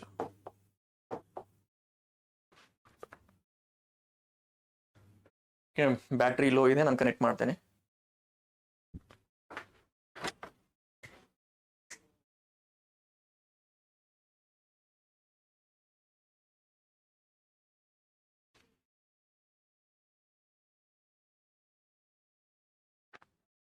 ಓಕೆ, ಫೈನ್, ಬ್ಯಾಟ್ರಿ ಕನೆಕ್ಟ್ ಆಗಿರ್ಲಿಲ್ಲ. ಸೊ ನಾವೇನ್ ಮಾತಾಡ್ತಿದ್ವಿ, ಫೈನ್, ಗೆಳತಿ ಬಗ್ಗೆ ಆಯ್ತು. ಈಗ ಯಾವ ರೀತಿ ಪ್ರಶ್ನೆಯನ್ನ ಕೇಳ್ತಾರೆ ಅನ್ನೋದ್ರ ಬಗ್ಗೆ ನಾವು ನೋಡೋಣ. ಕರ್ನಾಟಕದಲ್ಲಿ ಪ್ರಾರಂಭಿಸಲಾದ ಗೆಳತಿ ಕೇಂದ್ರ ಉಪಕ್ರಮಕ್ಕೆ ಸಂಬಂಧಿಸಿದಂತೆ ಕೆಳಗಿನ ಹೇಳಿಕೆಗಳನ್ನ ಪರಿಶೀಲಿಸಿ ಅಂತ ಇದೆ. ಸೊ ಇದು ಗ್ರಾಮ ಪಂಚಾಯತ್ ಮಟ್ಟದಲ್ಲಿ ಮಹಿಳೆಯರಿಗೆ ಆಪ್ತ ಸಮಾಲೋಚನೆ, ಕಾನೂನು ನೆರವು ಮತ್ತು ರಕ್ಷಣೆಯನ್ನ ಒದಗಿಸುವ ರಾಜ್ಯದ ಮೊದಲ ಗ್ರಾಮೀಣ ಯೋಜನೆಯಾಗಿದೆ. ಓಕೆ, ಏನಂತ ಹೇಳಿದ್ರೆ ಇದು ಕೂಡ ಸರಿಯಾಗಿರ್ತಕ್ಕಂತಹ ಒಂದು ಹೇಳಿಕೆ. ಈಗಾಗಲೇ ನೋಡಿದೀವಿ. ಈ ಯೋಜನೆಯನ್ನ ಪ್ರಯೋಗಾತ್ಮಕವಾಗಿ ಕಲಬುರಗಿ ಜಿಲ್ಲೆಯಲ್ಲಿ ಪ್ರಾರಂಭಿಸಲಾಗಿದೆ. ಇದು ಕೂಡ ನೋಡಿದ್ದೇವೆ, ಸರಿಯಾಗಿರ್ತಕ್ಕಂಥ ಸ್ಟೇಟ್ಮೆಂಟ್. ಇದನ್ನು ಗ್ರಾಮೀಣಾಭಿವೃದ್ಧಿ ಮತ್ತು ಪಂಚಾಯತ್ ರಾಜ್ ಇಲಾಖೆ ಅಡಿಯಲ್ಲಿ ಅನುಷ್ಠಾನಗೊಳಿಸಲಾಗ್ತಾ ಇದೆ. ಇದು ಕೂಡ ಸರಿಯಾಗಿರ್ತಕ್ಕಂಥದ್ದು. ಸರಿಯಾದಂತಹ ಉತ್ತರ option D 1, 2 and 3. Okay, so next topics ನಾವು ನೋಡೋಣ. ಓಕೆ, ಸೊ ನೋಡಿ, ಇಲ್ಲಿ ಇಂಡಿಯನ್ ಇನ್ಸ್ಟಿಟ್ಯೂಟ್ ಆಫ್ ಸೈನ್ಸ್ ಏನಿದೆ IISc ಮತ್ತೆ ಇಸ್ರೋದವರು ಒಂದು ಪ್ರಮುಖವಾದಂತಹ ಒಂದು ತಂತ್ರಜ್ಞಾನವನ್ನ ಅಭಿವೃದ್ಧಿ ಪಡಿಸಿದ್ದಾರೆ. ನಾನಿಲ್ಲಿ ನೇರವಾಗಿ IIScಯ ವೆಬ್ಸೈಟ್ ನಿಂದನೇ ಇದನ್ನ ತೆಗೆದುಕೊಂಡಿರ್ತಕ್ಕಂಥದ್ದು. ಏನ್ ಮಾಡಿದಾರೆ ಅಂತ ಹೇಳಿದ್ರೆ, ಬಾಹ್ಯಾಕಾಶದಲ್ಲಿ ಇಟ್ಟಿಗೆಗಳು ಏನು ಬಿರುಕುಗಳು ಉಂಟಾಗ್ತಾ ಇತ್ತು, ಇಟ್ಟಿಗೆಗಳಲ್ಲಿ ಬಿರುಕುಗಳು ಉಂಟಾಗ್ತಾ ಇದ್ವು. ಆ ಇಟ್ಟಿಗೆಗಳಲ್ಲಿ ಬಿರುಕನ್ನ ಮುಚ್ಚಿಸ್ಲಿಕ್ಕೆ ಒಂದು ತಂತ್ರಜ್ಞಾನವನ್ನ ಕಂಡುಹಿಡಿದಿದ್ದಾರೆ, ಅದು ಬ್ಯಾಕ್ಟೀರಿಯಾವನ್ನ ಬಳಸ್ಕೊಂಡು. ಸೊ ಇದರಿಂದ ಏನಾಗುತ್ತೆ ಅಂತ ಹೇಳಿದ್ರೆ, ನಾಳೆ ದಿನ ಅಲ್ಲಿ ಏನೋ ಒಂದು ಕನ್ಸ್ಟ್ರಕ್ಷನ್ ಮಾಡ್ಬೇಕಂತ ಹೇಳಿದ್ರೆ ಚಂದ್ರನಲ್ಲಿ, ಸೊ ಇಲ್ಲಿಂದ ನಾವು ವಸ್ತುಗಳನ್ನ ಕೊಂಡೊಯ್ಯಲಿಕ್ಕೆ ಕಷ್ಟ ಆಗುತ್ತೆ. ಸೊ ಆ ಒಂದು ಸವಾಲನ್ನ ನಿವಾರಣೆ ಮಾಡಲಿಕ್ಕೆ, ಜೊತೆಗೆ ಒಂದು ಅಭಿವೃದ್ಧಿಪಡಿಸಿರ್ತಕ್ಕಂಥ ತಂತ್ರಜ್ಞಾನವನ್ನು ಅಭಿವೃದ್ಧಿಪಡಿಸಿ ಚಂದ್ರನಲ್ಲಿ ಇರ್ತಕ್ಕಂತಹ, ಮತ್ತೆ ಚಂದ್ರ ಅಂತ ಅನ್ನೋದಕ್ಕಿಂತಲೂ ಕೆಲವೊಂದಿಷ್ಟು ಗ್ರಹಗಳಲ್ಲಿ ಏನು ಹವಾಮಾನ ವೈಪರೀತ್ಯಗಳು ಕಂಡು ಬರುತ್ತವೆ. ಸೊ ಅಲ್ಲಿ ಏನಾದರೂ ಇಟ್ಟಿಗೆ ನಿರ್ಮಿಸಿರ್ತಕ್ಕಂಥ ಇಟ್ಟಿಗೆ ಆ ಹವಾಮಾನ ವೈಪರೀತ್ಯದಿಂದ ಅಧಿಕವಾದಂತಹ ಉಷ್ಣಾಂಶ ಆಗಿರ್ಬೋದು, ಅದೇ ರೀತಿಯಾದಂತಹ ಅತ್ಯಂತ ಕಡಿಮೆ ಉಷ್ಣಾಂಶ ಅಂದ್ರೆ -°C ವರೆಗೂ ಕೂಡ ಅಲ್ಲಿ ಉಷ್ಣಾಂಶ ಇರತಕ್ಕಂಥದ್ದು ನಾವೆಲ್ಲ ಓದಿರ್ತಕ್ಕಂಥದ್ದು. ಆ ಒಂದು ಹವಾಮಾನ ವೈಪರೀತ್ಯದಿಂದ ಈ ತರ ಬಿರುಕುಗಳು ಉಂಟಾಗಿರ್ತಕ್ಕಂಥದ್ದು ಕಂಡು ಬಂದಾಗ ಅದನ್ನ ಬ್ಯಾಕ್ಟೀರಿಯಾ ಬಳಸಿ ಆ ಏನು ಬಿರುಕುಗಳು ಉಂಟಾಗಿದ್ದಾವೆ ಅದನ್ನ ಸರಿಪಡಿಸ್ತಕ್ಕಂಥ ತಂತ್ರಜ್ಞಾನವನ್ನ ವಿಜ್ಞಾನಿಗಳು ಕಂಡು ಹಿಡಿದಿರ್ತಕ್ಕಂಥದ್ದು. ಇದನ್ನ ಪ್ರಮುಖವಾಗಿ ಮಾಡಿರ್ತಕ್ಕಂಥವ್ರು ಯಾರು ಅಂತ ಹೇಳಿದ್ರೆ IISc ಮತ್ತೆ ಇಸ್ರೋದವರು. ಓಕೆ, IISc ಮತ್ತು ಇಸ್ರೋದವರು ಇದನ್ನ ಅಭಿವೃದ್ಧಿ ಪಡಿಸಿರ್ತಕ್ಕಂಥದ್ದು. ಓಕೆ, ನಾನು ಕೊಟ್ಟಿದ್ದೇನೆ ಇಲ್ಲಿ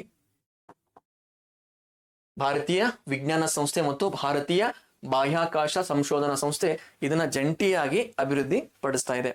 ಸೊ IISSಗೆ ಅಂದ್ರೆ ಏನಿದೆಯಲ್ಲ ಹೇಳಿದೆ, ಇದು ಸ್ಪೇಸ್ ಸ್ಟೇಷನ್ ಏನಿದೆಯಲ್ಲ, ಸ್ಪೇಸ್ ಸ್ಟೇಷನ್ಗೆ ಕಳಿಸ್ಲಿಕ್ಕೆ ಶುಭಾಂಶು ಶುಕ್ಲಾ ಅವರು ಆಯ್ಕೆಯಾಗಿದ್ದಾರೆ. ಅವ್ರದ್ದು ಇಲ್ಲಿ ಇಂಪಾರ್ಟೆನ್ಸ್ ಏನಂದ್ರೆ, ಈ ಏನು ಅಧ್ಯಯನ ನಡೆದಿತ್ತು, ಈ ಬ್ಯಾಕ್ಟೀರಿಯಾಗಳ ಒಂದು ಬಳಸಿ ನಾವು ಈ ರೀತಿ ಬಿರುಕನ್ನು ಮುಚ್ಚಬಹುದು ಅಂತ ಹೇಳಿ, ಆ ಒಂದು ಅಧ್ಯಯನದ ಸಹಲೇಖಕರು ಕೂಡ ಶುಭಾಂಶು ಶುಕ್ಲಾ ಅವರು ಆಗಿರ್ತಕ್ಕಂಥದ್ದು.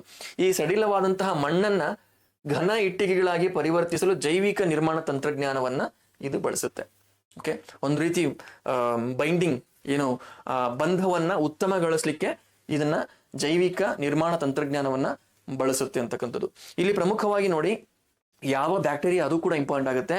ಸ್ಪೋರೋಸಾರ್ಸಿನಾ ಪಾಸ್ಚುರಿ ಅಂತಕ್ಕಂತಹ ಬ್ಯಾಕ್ಟೀರಿಯಾ. ಸೊ ಇದು ಏನ್ ಮಾಡುತ್ತೆ, ಕ್ಯಾಲ್ಸಿಯಂ ಕಾರ್ಬೋನೇಟ್ ಅಂತಕ್ಕಂತಹ ಒಂದು ಏನು ಕ್ಯಾಲ್ಸಿಯಂ ಕಾರ್ಬೋನೇಟ್ ಅಂತಕ್ಕಂತಹ ಒಂದು ಪ್ರಾಡಕ್ಟ್ ಅನ್ನ ಏನು ಉತ್ಪಾದನೆ ಮಾಡುತ್ತೆ. ಇದರಿಂದಲೇ ಅದು ಏನು ಬಂಧ ಇದೆ ಅದು ಸುಧಾರಣೆ ಆಗ್ತಕ್ಕಂಥದ್ದು. ಸ್ಪೋರೋಸಾರ್ಸಿನಾ ಪಾಸ್ಚುರಿ ಅಂತಕ್ಕಂತಹ ಒಂದು ಸೂಕ್ಷ್ಮ ಜೀವಿಯನ್ನ ಬಳಸ್ಕೊಂಡು ಈ ಏನು ಇಟ್ಟಿಗೆಗಳಿರ್ತಕ್ಕಂತಹ ಬಿರುಕುಗಳನ್ನ ಮುಚ್ಚಲಿಕ್ಕೆ ಜೈವಿಕ ಏನು ನಿರ್ಮಾಣ ತಂತ್ರಜ್ಞಾನವನ್ನ ಬಳಸ್ತಾ ಇದ್ದಾರೆ. ಈ ಜೀವಿ ಏನ್ ಮಾಡುತ್ತೆ ಅಂತ ಹೇಳಿದ್ರೆ, ಕ್ಯಾಲ್ಸಿಯಂ ಕಾರ್ಬೋನೇಟ್ ಅನ್ನ ಉತ್ಪಾದನೆ ಮಾಡೋದ್ರಿಂದ ಆ ಬಂಧ ಇನ್ನೂ ಸರಿಯಾದ ರೀತಿಯಲ್ಲಿ ಸುಧಾರಣೆಯಾಗಿ ಕಂಡು ಬರತಕ್ಕಂಥದ್ದು. ಸೊ ಇನ್ನೊಂದು ವಿಶೇಷತೆ ಇದೆ ಬೆಂಗಳೂರಿನ ಮಣ್ಣಿಗೆ ಸಂಬಂಧಪಟ್ಟ ಹಾಗೆ. ನೋಡಿ, ಬೆಂಗಳೂರಲ್ಲಿ ಇರ್ತಕ್ಕಂತಹ ಮಣ್ಣು ಚಂದ್ರನಲ್ಲಿ ಏನ್ ಮಣ್ಣಿದೆಯಲ್ಲ ಆ ಮಣ್ಣನ್ನ ಹೋಲುವಂತಹ ಒಂದು ಲಕ್ಷಣವನ್ನ ಹೊಂದಿರೋದ್ರಿಂದ ಬೆಂಗಳೂರಿನ ಮಣ್ಣಿನ ರಾಸಾಯನಿಕ ಸಂಯೋಜನೆಯು ಚಂದ್ರನ ಮಣ್ಣನ್ನು ಹೋಲುವ ಕಾರಣ ಇದನ್ನು ಚಂದ್ರನ ಮಣ್ಣಿನ ಸದೃಶ್ಯ ದ್ರವ್ಯ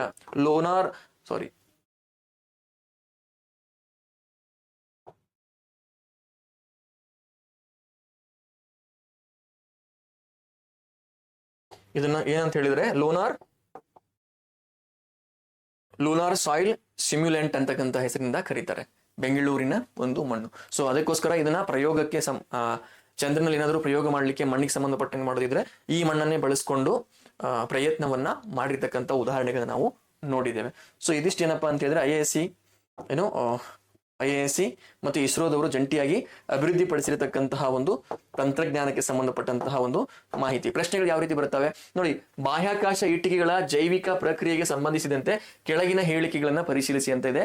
ಇದು ಸಡಿಲವಾದಂತಹ ಮಣ್ಣನ್ನ ಜೈವಿಕ ಇಟ್ಟಿಗೆಗಳಾಗಿ ಗಟ್ಟಿಯಾಗಿಸಲು ಸ್ಪೋರೋಸಾರ್ಸಿನಾ ಪಾಸ್ಚುರಿ ಅಂತಕ್ಕಂಥ ಒಂದು ಬ್ಯಾಕ್ಟೀರಿಯಾವನ್ನ ಬಳಸಲಾಗುತ್ತೆ. ಸೊ ಇದು ಕೂಡ ಸರಿಯಾಗಿರ್ತಕ್ಕಂಥದ್ದು.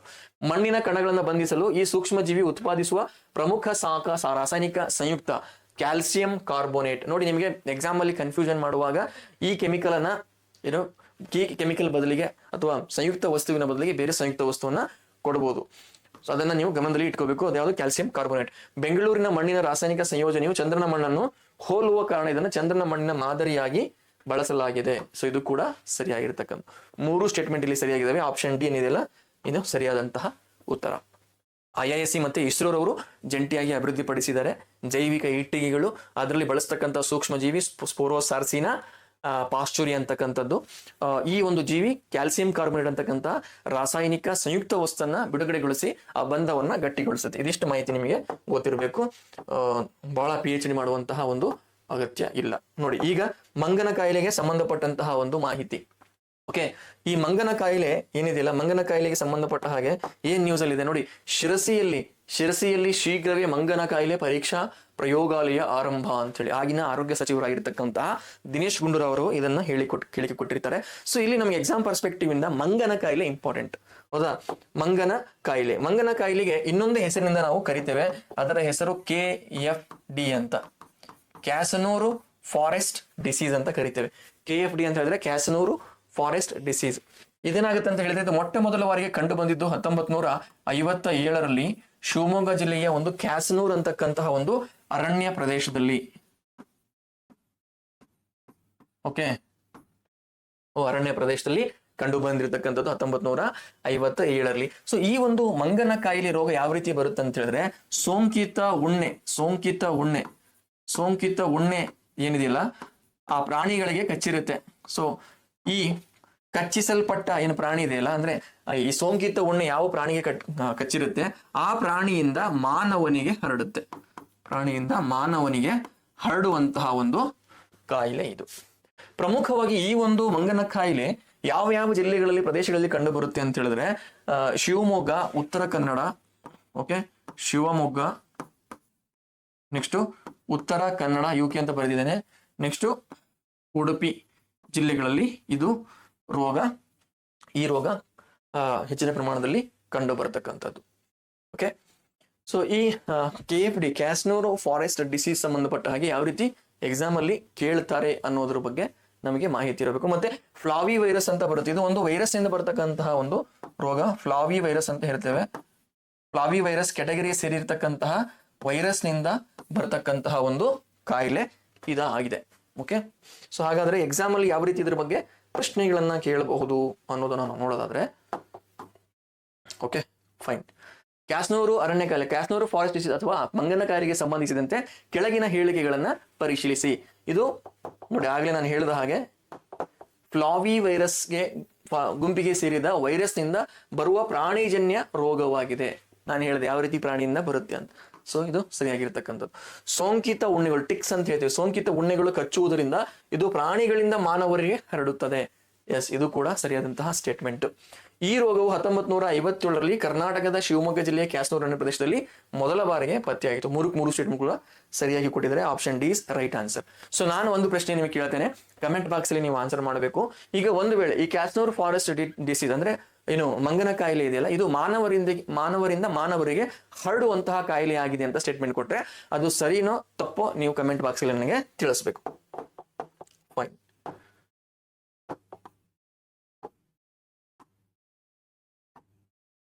ಓಕೆ, ನೆಕ್ಸ್ಟ್ ಏನಪ್ಪಾ ಅಂತ ಹೇಳಿದ್ರೆ ನೋಡಿ, ಕರ್ನಾಟಕ ಸರ್ಕಾರ ಮೀಸಲಾತಿಯನ್ನ ಘೋಷಣೆ ಮಾಡಿದೆ. ಯಾರು ಕ್ರೀಡಾ ಕ್ಷೇತ್ರದಲ್ಲಿ ಅಮೋಘವಾದಂತಹ ಒಂದು ಸಾಧನೆಯನ್ನ ಮಾಡಿರ್ತಕ್ಕಂತಹ ಕ್ರೀಡಾಪಟುಗಳಿಗೆ ಏನು ಮೀಸಲಾತಿಯನ್ನ, ಸರ್ಕಾರಿ ಉದ್ಯೋಗದಲ್ಲಿ ಮೀಸಲಾತಿಯನ್ನ ಘೋಷಣೆ ಮಾಡಿದೆ. ಅದು ವಿಶೇಷವಾಗಿ ನೋಡಿ ಪೊಲೀಸ್ ಮತ್ತು ಅರಣ್ಯ ಇಲಾಖೆಯಲ್ಲಿ ಇಲ್ಲಿ ಕೊಟ್ಟಿದ್ದಾರೆ ನೋಡಿ, government already implemented enhanced Kota for sports person in police department says Siddaramaiah ಅಂತ. ಸೊ ಇಲ್ಲಿ ವಿಶೇಷವಾಗಿ ನಿಮಗೆ ಗಮನದಲ್ಲಿ ಇರಬೇಕು ಏನಂತ ಹೇಳಿದ್ರೆ ನೋಡಿ, ಪೊಲೀಸ್ ಮತ್ತು ಅರಣ್ಯ ಇಲಾಖೆಯಲ್ಲಿ ಓಕೆ, ಅರಣ್ಯ ಇಲಾಖೆಯಲ್ಲಿ ಎಷ್ಟು % ರಿಸರ್ವೇಶನ್ ಕೊಟ್ಟಿದ್ದಾರೆ ಅಂತ ಹೇಳಿದ್ರೆ ಕ್ರೀಡಾಪಟುಗಳಿಗೆ 3% ಏನು ರಿಸರ್ವೇಶನ್ ಕೊಟ್ಟಿರ್ತಕ್ಕಂಥದ್ದು. ಸೊ ಅದೇ ರೀತಿ ಇನ್ನುಳಿದಂತಹ ಬೇರೆ ಇಲಾಖೆಗಳಿಗೆ ಎಷ್ಟು % ರಿಸರ್ವೇಶನ್ ಅಂತ ಹೇಳಿದ್ರೆ 2% ರಿಸರ್ವೇಶನ್ ಇದೆ. ಯಾರಿಗೆ? ಕ್ರೀಡೆಯಲ್ಲಿ ಅಮೋಘವಾದಂತಹ ಸಾಧನೆಯನ್ನ ಮಾಡಿರ್ತಕ್ಕಂಥವ್ರು. ಸೊ ಇದಕ್ಕೆ ಸಂಬಂಧಪಟ್ಟಾಗ ಈಸಿ ಆಗಿರತಕ್ಕಂತಹ ಒಂದು ಪ್ರಶ್ನೆ ಯಾವ ರೀತಿ ಬರಬಹುದು ಇದು ನಾನು ಕೊಟ್ಟಿದ್ದೇನೆ. ಆನ್ಸರ್ ಕೂಡ ನಾನು ಈಗೇನು ಸ್ಟೇಟ್ಮೆಂಟ್ ಅಲ್ಲಿ ಹೇಳಿದೆ, ಪೊಲೀಸ್ ಮತ್ತು ಅರಣ್ಯ ಇಲಾಖೆಗಳಲ್ಲಿ ಕ್ರೀಡಾಪಟುಗಳಿಗೆ 3% ಉದ್ಯೋಗ ಮೀಸಲಾತಿಯನ್ನು ನೀಡಲಾಗಿದೆ. ಉಳಿದೆಲ್ಲ ಸರ್ಕಾರಿ ಇಲಾಖೆಗಳಿಗೆ ಕ್ರೀಡಾಪಟುಗಳಿಗೆ 2% ಮೀಸಲಾತಿಯನ್ನು ಕೊಟ್ಟಿರ್ತಕ್ಕಂಥದ್ದು. ಇಲ್ಲಿ ಯಾವುದು ಸರಿ ಅಂತಕ್ಕಂಥ ಹೇಳಿಕೆ ಇದೆ, ಆಪ್ಷನ್ ಸಿ 1 ಮತ್ತು 2. ಸೊ ನೆಕ್ಸ್ಟ್ ಟಾಪಿಕ್ ನಾವು ಮೂವ್ ಆಗೋಣ.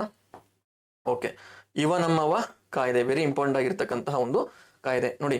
ಇವ ನಮ್ಮವ ಏನು ಮಸೂದೆ ಏನಿದೆಯಲ್ಲ, ಇವ ನಮ್ಮ ಮಸೂದೆ ಅಥವಾ ಇವ ನಮ್ಮ ಕಾಯ್ದೆ, ಇದು ಅಂತರ್ಧರ್ಮೀಯ ಮತ್ತು ಅಂತರ್ಜಾತೀಯ, ಇಂಪಾರ್ಟೆಂಟ್, ಅಂತರ್ಧರ್ಮೀಯ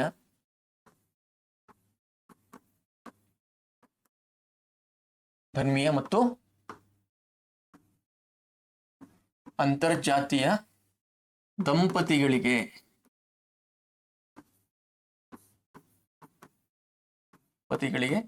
ರಕ್ಷಣೆ ನೀಡುವಂತಹ ನಿಟ್ಟಿನಲ್ಲಿ ತಂದಿರತಕ್ಕಂತಹ ಒಂದು ಕಾಯ್ದೆ.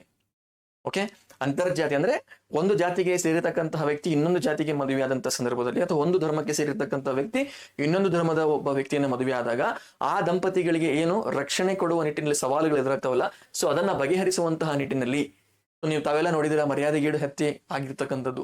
ಸೊ ಅವೆಲ್ಲ ಏನಂತ ಹೇಳಿದ್ರೆ ಒಂದು ಸಮಾಜಕ್ಕೆ ಒಂದು ಕಳಂಕ. ಸೊ ಅಂತಹದನ್ನ ನಿವಾರಣೆ ಮಾಡಲಿಕ್ಕೋಸ್ಕರವಾಗಿ ಈ ಒಂದು ಕಾಯ್ದೆಯನ್ನ ಜಾರಿಗೆ ತಂದಿರತಕ್ಕಂಥದ್ದು.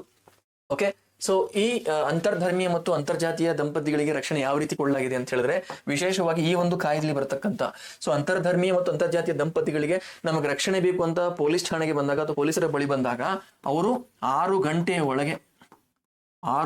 ಒಳಗೆ ಅವರಿಗೆ ರಕ್ಷಣೆಯನ್ನ ಕೊಡಬೇಕು. ನಿಮಗೆ ಎಕ್ಸಾಮ್ ಅಲ್ಲಿ ಏನ್ ಕನ್ಫ್ಯೂಸ್ ಮಾಡ್ತಾರೆ, 24 ಗಂಟೆ ಅಂತ ಕೊಡ್ತಾರೆ, 24 ಗಂಟೆ 6 ಗಂಟೆ ಅಂತ ಕೊಟ್ಟಿದ್ದಾರೆ ಸ್ಪೆಸಿಫಿಕ್ ಆಗಿ. ಓಕೆ, ಸೊ ಇದ್ರ ಜೊತೆಗೆ ಏನಂತ ಹೇಳಿದ್ರೆ ಜಿಲ್ಲೆಯಲ್ಲಿ ಪ್ರತಿಯೊಂದು ಜಿಲ್ಲೆಯಲ್ಲಿ ಸೇಫ್ ಹೌಸ್ ಅಂತ ಮಾಡಿದ್ದಾರೆ, ಸೇಫ್ ಹೌಸ್ ಗಳನ್ನ ಸ್ಥಾಪನೆ ಮಾಡಿದ್ದಾರೆ. ಸೇಫ್ ಹೌಸ್ ಅಂದ್ರೆ ಓಕೆ ಸುರಕ್ಷತಾ ಮನೆಗಳು ಇವರನ್ನ ರಕ್ಷಣೆ ಮಾಡ್ಲಿಕ್ಕೆ ಕೊಟ್ಟಿರ್ತಕ್ಕಂಥದ್ದು. ಓಕೆ, ಸೊ ಈ ಜಾತಿಯ ಕಾರಣಕ್ಕೆ ಮದುವೆ ನಿರಾಕರಣೆ ಮಾಡಿದರೆ ಅದನ್ನ ಅತ್ಯಾಚಾರ ಅಂತ ಹೇಳಿ ಪರಿಗಣಿಸ್ಲಿಕ್ಕೂ ಕೂಡ ಅವಕಾಶವನ್ನ ಮಾಡಿರ್ತಕ್ಕಂಥದ್ದು. ಸೊ ಕಾನೂನಾತ್ಮಕವಾಗಿ ಅನೇಕ ರೀತಿಯ ಒಂದು ಅಲ್ಲಿ ವಿಶ್ಲೇಷಣೆಗಳಿದಾವೆ. ಈ ಒಂದು ವಿಚಾರಗಳು ಕೂಡ ಅದರಲ್ಲಿ ಮೆನ್ಷನ್ ಮಾಡಿರ್ತಕ್ಕಂಥದ್ದು. ಆಮೇಲೆ 2 ತಿಂಗಳ ಒಳಗಾಗಿ ಚಾರ್ಜ್ ಶೀಟ್ ಅನ್ನ ಕೊಡಬೇಕು. 2 ತಿಂಗಳ ಒಳಗೆ ಪೊಲೀಸರು ಏನು ಈ ಆರೋಪಗಳಿಗೆ ಸಂಬಂಧಪಟ್ಟ ಹಾಗೆ ಏನು ವರದಿಯನ್ನ ಕೊಡ್ತಾರೆ, ಆ ಚಾರ್ಜ್ ಶೀಟ್ ಅನ್ನ ಅದನ್ನ 2 ತಿಂಗಳ ಒಳಗೆ ಕೊಡಬೇಕು ಅಂತಕ್ಕಂತಹ ಒಂದು ಅಂಶವನ್ನು ಕೂಡ ಇಲ್ಲಿ ಇಟ್ಟಿದ್ದಾರೆ. ಸೊ ಈ ಒಂದು ಏನು ಇವ ನಮ್ಮವ ಕಾಯ್ದೆ ಜಾರಿಗೆ ಬರಬೇಕಾದ್ರೆ ಕರ್ನಾಟಕದಲ್ಲಿರ್ತಕ್ಕಂಥ ಕೆಲವೊಂದು ಬೆಳವಣಿಗೆಗಳು ಕಾರಣ ಆದ್ರೆ ಇನ್ನೂ ಕೆಲವೊಂದಿಷ್ಟು ಕಾರಣಗಳು ಕೂಡ ಇಲ್ಲಿ ಬೆಳವಣಿಗೆಗಳು ಕಾರಣ ಆಗಿರ್ತಕ್ಕಂಥದ್ದು. ಏನದು, ಶಕ್ತಿ ವಾಹಿನಿ ವಿರುದ್ಧ ಭಾರತ ಸರ್ಕಾರ ಅಂತಕ್ಕಂತಹ ಪ್ರಕರಣದಲ್ಲಿ ನಾನು ಇಲ್ಲಿ ಕೊಟ್ಟಿದ್ದೀನಿ. ಶಕ್ತಿ ವಾಹಿನಿ ವಿರುದ್ಧ ಭಾರತ ಸರ್ಕಾರದ ತೀರ್ಪಿನ ಸುಪ್ರೀಂ ಕೋರ್ಟ್ ಅಲ್ಲಿ ಗೈಡ್ಲೈನ್ಸ್ ಕೊಟ್ಟಿದೆ. ಆ ಗೈಡ್ಲೈನ್ಸ್ ಪ್ರಕಾರನೇ ಈ ಒಂದು ಕಾಯ್ದೆಯನ್ನ ಜಾರಿಗೆ ತಂದಿರತಕ್ಕಂಥದ್ದು ಅಂತ ಹೇಳಿ. ಹಾಗಾದ್ರೆ ಇಲ್ಲಿ ಇನ್ನೊಂದು ಇಂಪಾರ್ಟೆಂಟ್ ಆಗಿರತಕ್ಕಂಥ ವಿಚಾರ ಏನಿದೆ ಅಂತ ಹೇಳಿದ್ರೆ, ಓಕೆ, ಸೊ ಈ ಅಂತರ್ಧರ್ಮೀಯ ಮತ್ತು ಅಂತರ್ಜಾತೀಯ ದಂಪತಿಗಳಿಗೆ ಸಂಬಂಧಪಟ್ಟ ಹಾಗೆ ಶಿಕ್ಷೆಯ ಪ್ರಮಾಣವನ್ನ ಯಾವ ರೀತಿ ಕೊಟ್ಟಿದ್ದಾರೆ ಅದು ಕೂಡ ಇಂಪಾರ್ಟೆಂಟ್ ನೋಡಿ. ಹೈಯೆಸ್ಟ್ 5 ವರ್ಷದಿಂದ ಜೀವಾವಧಿಯವರೆಗೆ ಶಿಕ್ಷೆಯನ್ನು ನಿಗದಿಪಡಿಸಲಾಗಿದೆ. ಯಾರಿಗೆ ಅಪರಾಧ ಸಾಬೀತ್ ಆದ್ರೆ, ಅಂತವ್ರು ಏನಾದರೂ ಸಾಯಿಸಿದ್ರೆ ಅಥವಾ ಏನಾದ್ರು ಮಾಡಿದ್ರೆ ಅದನ್ನ 5 ವರ್ಷದಿಂದ ಜೀವಾವಧಿ ಶಿಕ್ಷೆವರೆಗೂ ಕೂಡ ಇಲ್ಲಿ ಶಿಕ್ಷೆಯನ್ನ ಕೊಡ್ಲಿಕ್ಕೆ ಅವಕಾಶವನ್ನ ಕೊಟ್ಟಿರ್ತಕ್ಕಂಥದ್ದು. ಓಕೆ, ಅವಕಾಶವನ್ನ ಕೊಟ್ಟಿರ್ತಕ್ಕಂಥದ್ದು 5 ವರ್ಷದಿಂದ ಜೀವಾವಧಿ ಜೈಲು ಶಿಕ್ಷೆವರೆಗೆ. ಏನಪ್ಪಾ ಅಂದ್ರೆ ಕೇವಲ ಹಲ್ಲೆ ಮಾಡಿದ್ರೆ 2 ರಿಂದ 3 ವರ್ಷಗಳವರೆಗೆ ಜೈಲು ಶಿಕ್ಷೆಯನ್ನ ನೀಡತಕ್ಕಂತಹ ಒಂದು ಅವಕಾಶವನ್ನ ಕೊಳ್ಳಲಾಗಿದೆ. ಮತ್ತೆ ಇದಕ್ಕೆ ಸಂಬಂಧಪಟ್ಟ ಹಾಗೆ ಸ್ಪೆಷಲ್ ಕೋರ್ಟ್ಗಳನ್ನು ಕೂಡ ಸ್ಥಾಪನೆಯನ್ನ ಮಾಡಿದ್ದಾರೆ. ಇವ ನಮ್ಮವ ಕಾಯ್ದೆ ಬಂದಾಗ ಇದು ನಿಮಗೆ ಕ್ಲಾರಿಟಿ ಇರಬೇಕು, ಇಷ್ಟು ಫ್ಯಾಕ್ಟ್ಸ್ಗಳು ನಿಮಗೆ ನೆನಪಲ್ಲಿ ಇರಬೇಕು. ಇನ್ನು ಕ್ವಶನ್ಸ್ ಯಾವ ರೀತಿ ಬರ್ಬೋದು, ಸೊ ಅದನ್ನ ನಾವು ನೋಡೋಣ. ಕ್ವಶನ್ಸ್ ಯಾವ ರೀತಿ ಬರಬಹುದು ಅಂತ. ಈ ಕಾಯ್ದೆಯು ಅಂತರ್ಜಾತಿ ಮತ್ತು ಅಂತರ್ಧರ್ಮೀಯ ವಿವಾಹಿತ ದಂಪತಿಗಳಿಗೆ ತಕ್ಷಣದ ರಕ್ಷಣೆ ನೀಡುವುದು ಮತ್ತು ಮಾರಣಾಂತಿಕ ಬೆದರಿಕೆಗಳನ್ನು ತಡೆಯುವಂತಹ ಉದ್ದೇಶವನ್ನು ಹೊಂದಿದೆ. This is right. ಬೆದರಿಕೆ ಎದುರಿಸುತ್ತಿರುವ ದಂಪತಿಗಳು ದೂರು ನೀಡಿದ 24 ಗಂಟೆಗಳ ಒಳಗೆ SP ಅಥವಾ DC ಪೊಲೀಸ್ ರಕ್ಷಣೆ ಒದಗಿಸುವುದು ಕಡ್ಡಾಯವಾಗಿದೆ. ನೋಡಿ, ನಾನು ಆಗ್ಲೇ ಹೇಳಿದೆ ನಿಮಗೆ, ಕನ್ಫ್ಯೂಸ್ ಮಾಡ್ತಾರೆ ಇದನ್ನಂತ. ಏನಿದೆ 6 ಗಂಟೆ ಇದೆ. ಸೊ ಇದೇನಿದೆ ರಾಂಗ್ ಆನ್ಸರ್. ಈ ಕಾಯ್ದೆಯನ್ನು ಸುಪ್ರೀಂ ಕೋರ್ಟ್ನ ಶಕ್ತಿ ವಾಹಿನಿ ವಿರುದ್ಧ ಭಾರತ ಸರ್ಕಾರ ತೀರ್ಪಿನ ಮಾರ್ಗದರ್ಶಿ ಸೂತ್ರಗಳ ಆಧಾರದ ಮೇಲೆ ರೂಪಿಸಲಾಗಿದೆ. ಸೊ ಇದೇನಂದ್ರೆ ಇದು ಕೂಡ ಸರಿಯಾಗಿರ್ತಕ್ಕಂಥ ಹೇಳಿಕೆ. 3ನೇ ಹೇಳಿಕೆ ರಾಂಗ್ ಅಂತ ಹೇಳಿದ್ರೆ, 2ನೇ ಹೇಳಿಕೆ ರಾಂಗ್ ಅಂತ ಹೇಳಿದ್ರೆ ಇಲ್ಲಿ 2 ಇಲ್ಲಿ ಇದೆ, 2 ಇಲ್ಲಿ ಇದೆ, 2 ಇಲ್ಲಿ ಇದೆ. ಸರಿಯಾದಂತಹ ಉತ್ತರ ಆಪ್ಷನ್ ಬಿ 1 ಮತ್ತು 3 ಮಾತ್ರ. ಓಕೆ, ಸೊ ನೆಕ್ಸ್ಟ್ ಈಗ ನಾವು ಮುಂದೆ ಹೋಗೋಣ. ನೀವು ಬೇಕಾದ್ರೆ ಬರ್ಕೊಳ್ಳೋದಿದ್ರೆ ಸ್ಕ್ರೀನ್ಶಾಟ್ ತೆಗೆದುಕೊಳ್ಳಿ.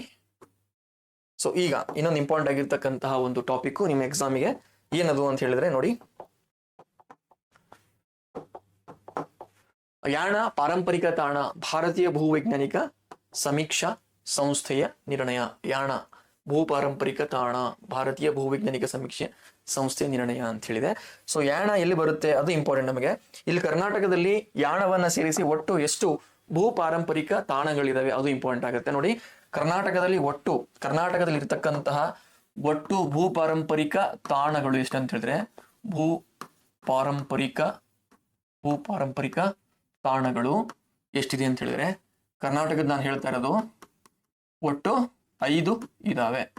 ಸೊ ಅದರಲ್ಲಿ ರೀಸೆಂಟ್ ಆಗಿ ಆಡ್ ಆಗಿರ್ತಕ್ಕಂಥದ್ದು ಯಾಣವನ್ನ ಸೇರಿಸಿ ನಾನು ಹೇಳ್ತಕ್ಕಂಥದ್ದು 5 ಭೂ ಪಾರಂಪರಿಕ ತಾಣಗಳು ಇದಾವೆ. ಓಕೆ, ಸೊ ಈ ಭೂ ಪಾರಂಪರಿಕ ತಾಣಗಳನ್ನ ಘೋಷಣೆ ಮಾಡತಕ್ಕಂಥವ್ರು ಯಾರು ಅಂತ ಹೇಳಿದ್ರೆ, ಜಿಯಾಲಜಿಕಲ್ ಸರ್ವೆ ಆಫ್ ಇಂಡಿಯಾ, ಭೂವೈಜ್ಞಾನಿಕ ಸಮೀಕ್ಷಾ ಸಂಸ್ಥೆ ಅಂತ ಹೇಳ್ತೇವೆ. ಈ ಒಂದು ಸಂಸ್ಥೆ ಇದನ್ನ ಘೋಷಣೆ ಮಾಡತಕ್ಕಂಥ ಒಂದು ಅಧಿಕಾರವನ್ನ ಹೊಂದಿರತಕ್ಕಂಥದ್ದು GSI. ಓಕೆ, ಸೊ ಈ ಒಂದು ಯಾಣದ ಬಗ್ಗೆ ನಮಗೆ ಇಂಪಾರ್ಟೆಂಟ್ ಆಗುತ್ತೆ. ಈಗ ರೀಸೆಂಟ್ ಆಗಿ ಆಡ್ ಆಗಿರೋದ್ರಿಂದ ಯಾಣದ ಮೇಲೆ ಪ್ರಶ್ನೆಗಳು ಬೀಳುವಂತ ಸಾಧ್ಯತೆ ಇರುತ್ತೆ. ಸೊ ಯಾಣ ಎಲ್ಲಿ ಬರುತ್ತೆ? ಉತ್ತರ ಕನ್ನಡ ಜಿಲ್ಲೆಯ, ಹೌದಾ, ಉತ್ತರ ಕನ್ನಡ ಜಿಲ್ಲೆಯ ಕುಮಟಾದಲ್ಲಿ ಕಂಡು ಬರುತ್ತೆ. ಕುಮಟಾದಲ್ಲಿ ಇದು ಕಂಡು ಬರತಕ್ಕಂಥದ್ದು. ಓಕೆ, ಯಾಣದಲ್ಲಿ ಪ್ರಮುಖವಾಗಿ ನೋಡಿ 2 ಶಿಖರಗಳು ನಮಗೆ ಕಂಡು ಬರ್ತವೆ. 2 ಶಿಖರ ಯಾವ್ದು ಅಂತ ಹೇಳಿದ್ರೆ, ಭೈರವ ಶಿಖರ ಮತ್ತೆ ಮೋಹಿನಿ ಶಿಖರ ಅಂತೇಳಿ. ಸೊ ಈ ಭೈರವ ಶಿಖರ 120 ಮೀಟರ್ ಇದ್ರೆ ಇದು 90 ಮೀಟರ್ ಇದೆ. ಓಕೆ, ಇದು ಈ ಯಾಣದ ಒಂದು ಏನು ಪ್ರದೇಶ ಇದೆ, ಏನಿದು ಭೂ ಪಾರಂಪರಿಕ ತಾಣಕ್ಕೆ ಸೇರ್ಪಡೆ ಮಾಡಿದ್ದಾರೆ, ಆ ಒಂದು ಪ್ರದೇಶ, ಆ ಒಂದು ಸ್ಥಳ, ಓಕೆ, ಅದು ಪ್ರೀ ಕ್ಯಾಂಬ್ರಿಯನ್ ಯುಗಕ್ಕೆ, ಪ್ರೀ ಕ್ಯಾಂಬ್ರಿಯನ್ ಅನ್ನೋಕ್ಕಿಂತಲೂ ಕ್ಯಾಂಬ್ರಿಯನ್ ಪೂರ್ವ ಯುಗ ಕನ್ನಡದಲ್ಲಿ ಹೇಳೋದಾದ್ರೆ ಅದನ್ನ ಕ್ಯಾಂಬ್ರಿಯನ್ ಪೂರ್ವ ಯುಗಕ್ಕೆ ಇದು ಸೇರಿರ್ತಕ್ಕಂಥದ್ದು. ಕ್ಯಾಂಬ್ರಿಯನ್ ಪೂರ್ವ ಯುಗಕ್ಕೆ ಸೇರಿರ್ತಕ್ಕಂತಹ ಒಂದು ತಾಣ ಅಂತ ನಾವು ಹೇಳ್ತೇವೆ. ಸೊ ಇದರ ಜೊತೆಗೆ ನಾನೀಗ ಈಗ ಯಾಣವನ್ನು ಸೇರಿಸಿ 5 ಭೂ ಪಾರಂಪರಿಕ ತಾಣಗಳಿದಾವೆ ಅಂತ ಹೇಳಿದೆ. ಇದೇ ರೀತಿ ಇನ್ನು 4 ಭೂ ಪಾರಂಪರಿಕ ತಾಣಗಳಿದಾವೆ. ಚಿತ್ರದುರ್ಗ ಜಿಲ್ಲೆಯ ಒಂದು ಮರಡಿಹಳ್ಳಿ ಇರ್ತಕ್ಕಂತಹ ಒಂದು ಲಾವಾ ಒಂದು ಕಲ್ಲು ಅಥವಾ ಶಿಲೆ ಅಂತ ಹೇಳ್ತೀವಿ, ಅದು. ನೆಕ್ಸ್ಟ್ ಸೇಂಟ್ ಮೇರಿಸ್ ದ್ವೀಪ ಅಂತ ಬಂದಿದೆ, ಸೇಂಟ್ ಮೇರಿಸ್ ದ್ವೀಪದಲ್ಲಿ ಇರ್ತಕ್ಕಂತಹ ಒಂದು ರಚನೆ. ನೆಕ್ಸ್ಟ್ ಬೆಂಗಳೂರಿನ ಲಾಲ್ಬಾಗ್ದಲ್ಲಿ ಇರ್ತಕ್ಕಂತಹ ಒಂದು ಪುರಾತನವಾದಂತಹ ಒಂದು ಶಿಲೆ. ಸೊ ಇಲ್ಲಿ ಪುರಾತನವಾದಂತಹ ಶಿಲೆ ಅಂತ ಬಂದಾಗ ನೋಡಿ, ಯಾಣದಲ್ಲಿರ್ತಕ್ಕಂತಹ ಈ ಶಿಲೆಯ ರಚನೆ ಏನಿದೆಯಲ್ಲ, ಇದು ಪ್ರಮುಖವಾಗಿ 2,700 ದಶಲಕ್ಷ ವರ್ಷಗಳಷ್ಟು ಹಳೆಯದಂತಿದು. ದಶಲಕ್ಷ ವರ್ಷಗಳಷ್ಟು ಹಳೆಯದಾಗಿರ್ತಕ್ಕಂತಹ ಒಂದು ರಚನೆ. ಲಾಲ್ಬಾಗ್ನಲ್ಲೂ ಕೂಡ ಇದೆ ಒಂದು ದೊಡ್ಡದಾದಂತಹ ಒಂದು ಪುರಾತನ ಬಂಡೆ. ಅದು ಎಷ್ಟಿದೆ ಅಂತ ಹೇಳಿದ್ರೆ, ಅದು ಲಾಲ್ಬಾಗ್ನಲ್ಲಿ ಇರ್ತಕ್ಕಂಥದ್ದು 3,000 ದಶಲಕ್ಷ ವರ್ಷಗಳಷ್ಟು ಹಳೆಯದಾಗಿರ್ತಕ್ಕಂಥದ್ದು. ಸೊ ನಾನು ಹೇಳಿದೆ, ಈಗ ಯಾಣ ಒಂದಾಯ್ತು, ಒಂದು ಮಲ್ಪೆ ಬೀಚ್ ಅಲ್ಲಿ ಇರ್ತಕ್ಕಂಥ ಸೇಂಟ್ ಮೇರಿಸ್ ದ್ವೀಪ ಅಂತ ಏನ್ ಕರಿತೇವೆ, ಅಲ್ಲಿನ ಒಂದು ರಚನೆ ಹೇಳಿದೆ 2ನೇದ್ದು. 3ನೇದ್ದು ಚಿತ್ರದುರ್ಗ ಜಿಲ್ಲೆಯ ಮರಡಿಹಳ್ಳಿ ಇರ್ತಕ್ಕಂಥ ಒಂದು ಲಾವಾದ ಶಿಲಾ ರಚನೆ, ಅದು ಕೂಡ 3ನೇದ್ದು. ಸೊ 4ನೇದ್ದು ಯಾವುದು, ಕೋಲಾರದಲ್ಲಿ ಇರ್ತಕ್ಕಂತಹ ಒಂದು ಏನು ಶಿಲಾ ಚೂರುಗಳಿದಾವೆ, ಅದು ಕೂಡ ಪಾರಂಪರಿಕ ತಾಣ ಆಗಿರ್ತಕ್ಕಂಥದ್ದು. 5ನೇದ್ದು ಈಗಾಗಲೇ ನಾನು ಯಾಣ ಅಂತ ಹೇಳಿದ್ದೇನೆ. ಒಟ್ಟು 5 ಇಲ್ಲಿ ಭೂ ಪಾರಂಪರಿಕ ತಾಣಗಳಾಗಿ ಇರ್ತಕ್ಕಂಥದ್ದು ನೋಡಿ, ಕ್ಯಾಂಬ್ರಿಯನ್ ಪೂರ್ವ. ಸೊ ಇಲ್ಲಿ ನಾನು ಆಗ್ಲೇ ಹೇಳಿದ ಹಾಗೆ ಭೈರವ ಶಿಖರ ಮತ್ತು ಮೋಹಿನಿ ಶಿಖರ ಇರ್ತಕ್ಕಂಥದ್ದು. ಸೊ ಟೋಟಲ್ 5ರಲ್ಲಿ ಒಂದು ನಾನು ಯಾಣ ಹೇಳಿದ್ದೇನೆ, ಉಳಿದಿರ್ತಕ್ಕಂಥ 4 ಭೂ ಪಾರಂಪರಿಕ ತಾಣಗಳು ಇವು ಆಗಿರ್ತಕ್ಕಂಥದ್ದು. ಓಕೆ, ಸೊ ಸ್ಕ್ರೀನ್ ಶಾಟ್ ತೆಗೆದುಕೊಳ್ಳೋದಿದ್ರೆ ನೀವು ತೆಗೆದುಕೊಳ್ಳಿ. ಕೋಲಾರದ ಚಿನ್ನದ ಗಣಿರ್ತಕ್ಕಂಥ ಅಗ್ನಿಶಿಲಾಚೂರುಗಳು ಕೂಡ ಮತ್ತೆ ದಿಂಬಿನಾಕಾರದ ಲಾವಗಳು ಭೂಮಿಯ ಆಳದ ಪದರಗಳ ಅಧ್ಯಯನಕ್ಕೆ ಸಹಾಯಕವಾಗಿರ್ತಕ್ಕಂಥದ್ದು. ಸೊ ಕೋಲಾರದ ಚಿನ್ನದಗಳಿರ್ತಕ್ಕಂಥ ಅಗ್ನಿಶಿಲಾಚೂರುಗಳು ಅವುಗಳು ಕೂಡ ಭೂ ಪಾರಂಪರಿಕ ತಾಣಕ್ಕೆ ಸಾಕ್ಷಿ ಆಗಿದ್ದಾವೆ. ಸೊ ಪ್ರಶ್ನೆ ಯಾವ ರೀತಿ ಬರುತ್ತೆ, ಸೊ ಪ್ರಶ್ನೆ ಬಗ್ಗೆ ನಾವು ನೋಡೋಣ. ಓಕೆ, ಭಾರತೀಯ ಭೂವೈಜ್ಞಾನಿಕ ಸಮೀಕ್ಷಾ ಸಂಸ್ಥೆ ಇತ್ತೀಚೆಗೆ ರಾಷ್ಟ್ರೀಯ ಭೂ ಪಾರಂಪರಿಕ ತಾಣವಾಗಿ ಘೋಷಿಸಿರುವ ಯಾಣದ ಶಿಲಾರಚನೆಗಳಿಗೆ ಸಂಬಂಧಿಸಿದಂತೆ ಕೆಳಗಿನ ಹೇಳಿಕೆಗಳನ್ನ ಪರಿಶೀಲಿಸಿ ಅಂತ ಕೊಟ್ಟಿದ್ದಾರೆ. ಕೆಳಗಿನ ಹೇಳಿಕೆ. ಸೊ ಈ ಶಿಲಾರಚನೆಗಳು ಉತ್ತರ ಕನ್ನಡ ಜಿಲ್ಲೆಯ ಕುಮಟಾ ತಾಲೂಕಿನ ಸಹ್ಯಾದ್ರಿ ಅರಣ್ಯ ವ್ಯಾಪ್ತಿಯಲ್ಲಿ ಬರ್ತವೆ. Okay, that is right. ಈ ಭೌಗೋಳಿಕ ರಚನೆಗಳು ಪ್ರೀ ಕ್ಯಾಂಬ್ರಿಯನ್ ಅಂದ್ರೆ ಕ್ಯಾಂಬ್ರಿಯನ್ ಪೂರ್ವ ಯುಗಕ್ಕೆ ಸೇರಿರ್ತಕ್ಕಂಥ ಕಪ್ಪು ಸ್ಫಟಿಕೀಯ ಸುಣ್ಣದ ಕಲ್ಲಿನಿಂದ, ಬ್ಲ್ಯಾಕ್ ಕ್ರಿಸ್ಟಲಿನ್ ಲೈಮ್ಸ್ಟೋನ್. ಸ್ವಲ್ಪ ಯಾಣದ ಬಗ್ಗೆ ಡಿಟೇಲ್ ಬಂದಾಗ ಇದು ಸ್ವಲ್ಪ ಇಂಪಾರ್ಟೆಂಟ್ ಆಗುತ್ತೆ. ಯಾವ ರೀತಿ ಒಂದು ಶಿಲಾರಚನೆ ಅಂತ ಹೇಳಿದ್ರೆ ಅಲ್ಲಿ ಕಪ್ಪು ಸ್ಫಟಿಕೀಯ ಸುಣ್ಣದ ಕಲ್ಲಿನಿಂದ ರಚನೆ ಆಗಿರ್ತಕ್ಕಂಥದ್ದು. ಸೊ ಇದು ಕೂಡ ಸರಿಯಾಗಿರ್ತಕ್ಕಂತಹ ಒಂದು ಹೇಳಿಕೆ. ಇಲ್ಲಿರುವ ಎರಡು ಪ್ರಮುಖ ಬಂಡೆಗಳಂದ್ರೆ ಭೈರವ ಶಿಖರ ಮತ್ತು ಮೋಹಿನಿ ಶಿಖರ. ಸೊ ಎರಡೂ ಕೂಡ ರೈಟ್. ಸೊ ಆಪ್ಷನ್ ಡಿ ಏನಿದೆಯಲ್ಲ, ಆಪ್ಷನ್ ಡಿ ಸರಿಯಾದಂತಹ ಒಂದು ಉತ್ತರ. ಸೊ ಈಗ ನಾವು ನೆಕ್ಸ್ಟ್ ಟಾಪಿಕ್ಗೆ ಸ್ವಿಚ್ ಆನ್ ಆಗೋಣ. ಓಕೆ, ಸೊ 9ನೇ ಟಾಪಿಕ್. ಓಕೆ, 9ನೇ ಟಾಪಿಕ್ ಏನು ನೋಡಿ, ಇವ್ರು ಯಾರು ತಮಗೆಲ್ಲ ಗೊತ್ತಿದೆ. ಓಕೆ, ತಮನ್ನಾ ಭಾಟಿಯಾ, ಇವರು ಒಬ್ರು ನಟಿ. ಇವರನ್ನ ಯಾವ ಒಂದು ರಾಯಭಾರಿಯಾಗಿ ನೇಮಕ ಮಾಡಿದ್ದಾರೆ ಅದು ಇಂಪಾರ್ಟೆಂಟ್ ಆಗಿರ್ತಕ್ಕಂತಹ ವಿಚಾರ. KSDL ಅಂತಿದೆ, Karnataka soap and detergent limited ಅಂತಕ್ಕಂತಹ ಒಂದು ಸಂಸ್ಥೆ ಏನಿದೆಯಲ್ಲ, ಆ ಸಂಸ್ಥೆಯ ರಾಯಭಾರಿಯನ್ನಾಗಿ ಇವರನ್ನ ಮಾಡಿರ್ತಕ್ಕಂಥದ್ದು. Karnataka soaps and detergents limited ಅಂತ ಕರಿತೇವೆ. ಸೊ ಇದ್ರ ಬಗ್ಗೆ ನಾವು ನೋಡೋದಾದ್ರೆ KSDL ಬಗ್ಗೆ ಸ್ವಲ್ಪ ನಾವು ನೋಡ್ಕೋಬೇಕಾಗುತ್ತೆ. KSDL ನಾನು ಈಗಾಗಲೇ ಹೇಳಿದ ಹಾಗೆ KSDL Karnataka soaps and detergents limited ಅಂತ, ಸೋಪ್ಸ್ ಅಂಡ್ ಡಿಟರ್ಜೆಂಟ್ಸ್ ಲಿಮಿಟೆಡ್ ಅಂತ. ಸೊ ಇದು ಯಾರ ಸಂದರ್ಭದಲ್ಲಿ ಸ್ಥಾಪನೆ ಆಗುತ್ತೆ ಅಂತ ಹೇಳಿದ್ರೆ, ನಾಲ್ವಡಿ ಕೃಷ್ಣರಾಜ ಒಡೆಯರ್, ನಾಲ್ವಡಿ ಕೃಷ್ಣರಾಜ ಒಡೆಯರ್. ಸೊ ಅವರಿದ್ದಂಥ ಸಂದರ್ಭದಲ್ಲಿ ನಮಗೆಲ್ಲ ಗೊತ್ತಿದೆ, ದಿವಾನರು ಯಾರಿದ್ರು, sir M Visvesvaraya. Sir M ವಿಶ್ವೇಶ್ವರಯ್ಯನವರು ದಿವಾನರಾಗಿದ್ದಂಥ ಸಂದರ್ಭದಲ್ಲಿ ಇನ್ನು KSDL ಸ್ಥಾಪನೆ ಆಗಲ್ಲ, ಬೆಂಗಳೂರು ಸೋಪ್ಸ್ ಫ್ಯಾಕ್ಟರಿ ಅಂತ ಕರಿತೇವೆ. ಹೌದಾ, ಬೆಂಗಳೂರು ಸೋಪ್ ಕಾರ್ಖಾನೆ, ಸೋಪ್ ಗೌರ್ಮೆಂಟ್ ಸೋಪ್ ಫ್ಯಾಕ್ಟರಿ ಅಂತ, ಹೌದಾ, ಸೋಪ್ ಕಾರ್ಖಾನೆ ಸ್ಥಾಪನೆ ಆಗುತ್ತೆ. ಸೊ ಯಾವಾಗ ಅಂತ ಹೇಳಿದ್ರೆ 1916ರಲ್ಲಿ ಸ್ಥಾಪನೆ ಆಗುತ್ತೆ. ಸೊ ಇದನ್ನ ಏನ್ ಮಾಡ್ತಾರೆ ಅಂತ ಹೇಳಿದ್ರೆ, ಶಿವಮೊಗ್ಗದಲ್ಲಿ ಶ್ರೀಗಂಧ ಎಣ್ಣೆ ಕಾರ್ಖಾನೆ, ಮತ್ತು ಮೈಸೂರು, ಮತ್ತೆ ಇನ್ನೊಂದು ಒಂದು ಸ್ಥಳ ಇದೆ ನಾನು ಹೇಳ್ತೇನೆ. ಸೊ ಮೈಸೂರು ಮತ್ತೆ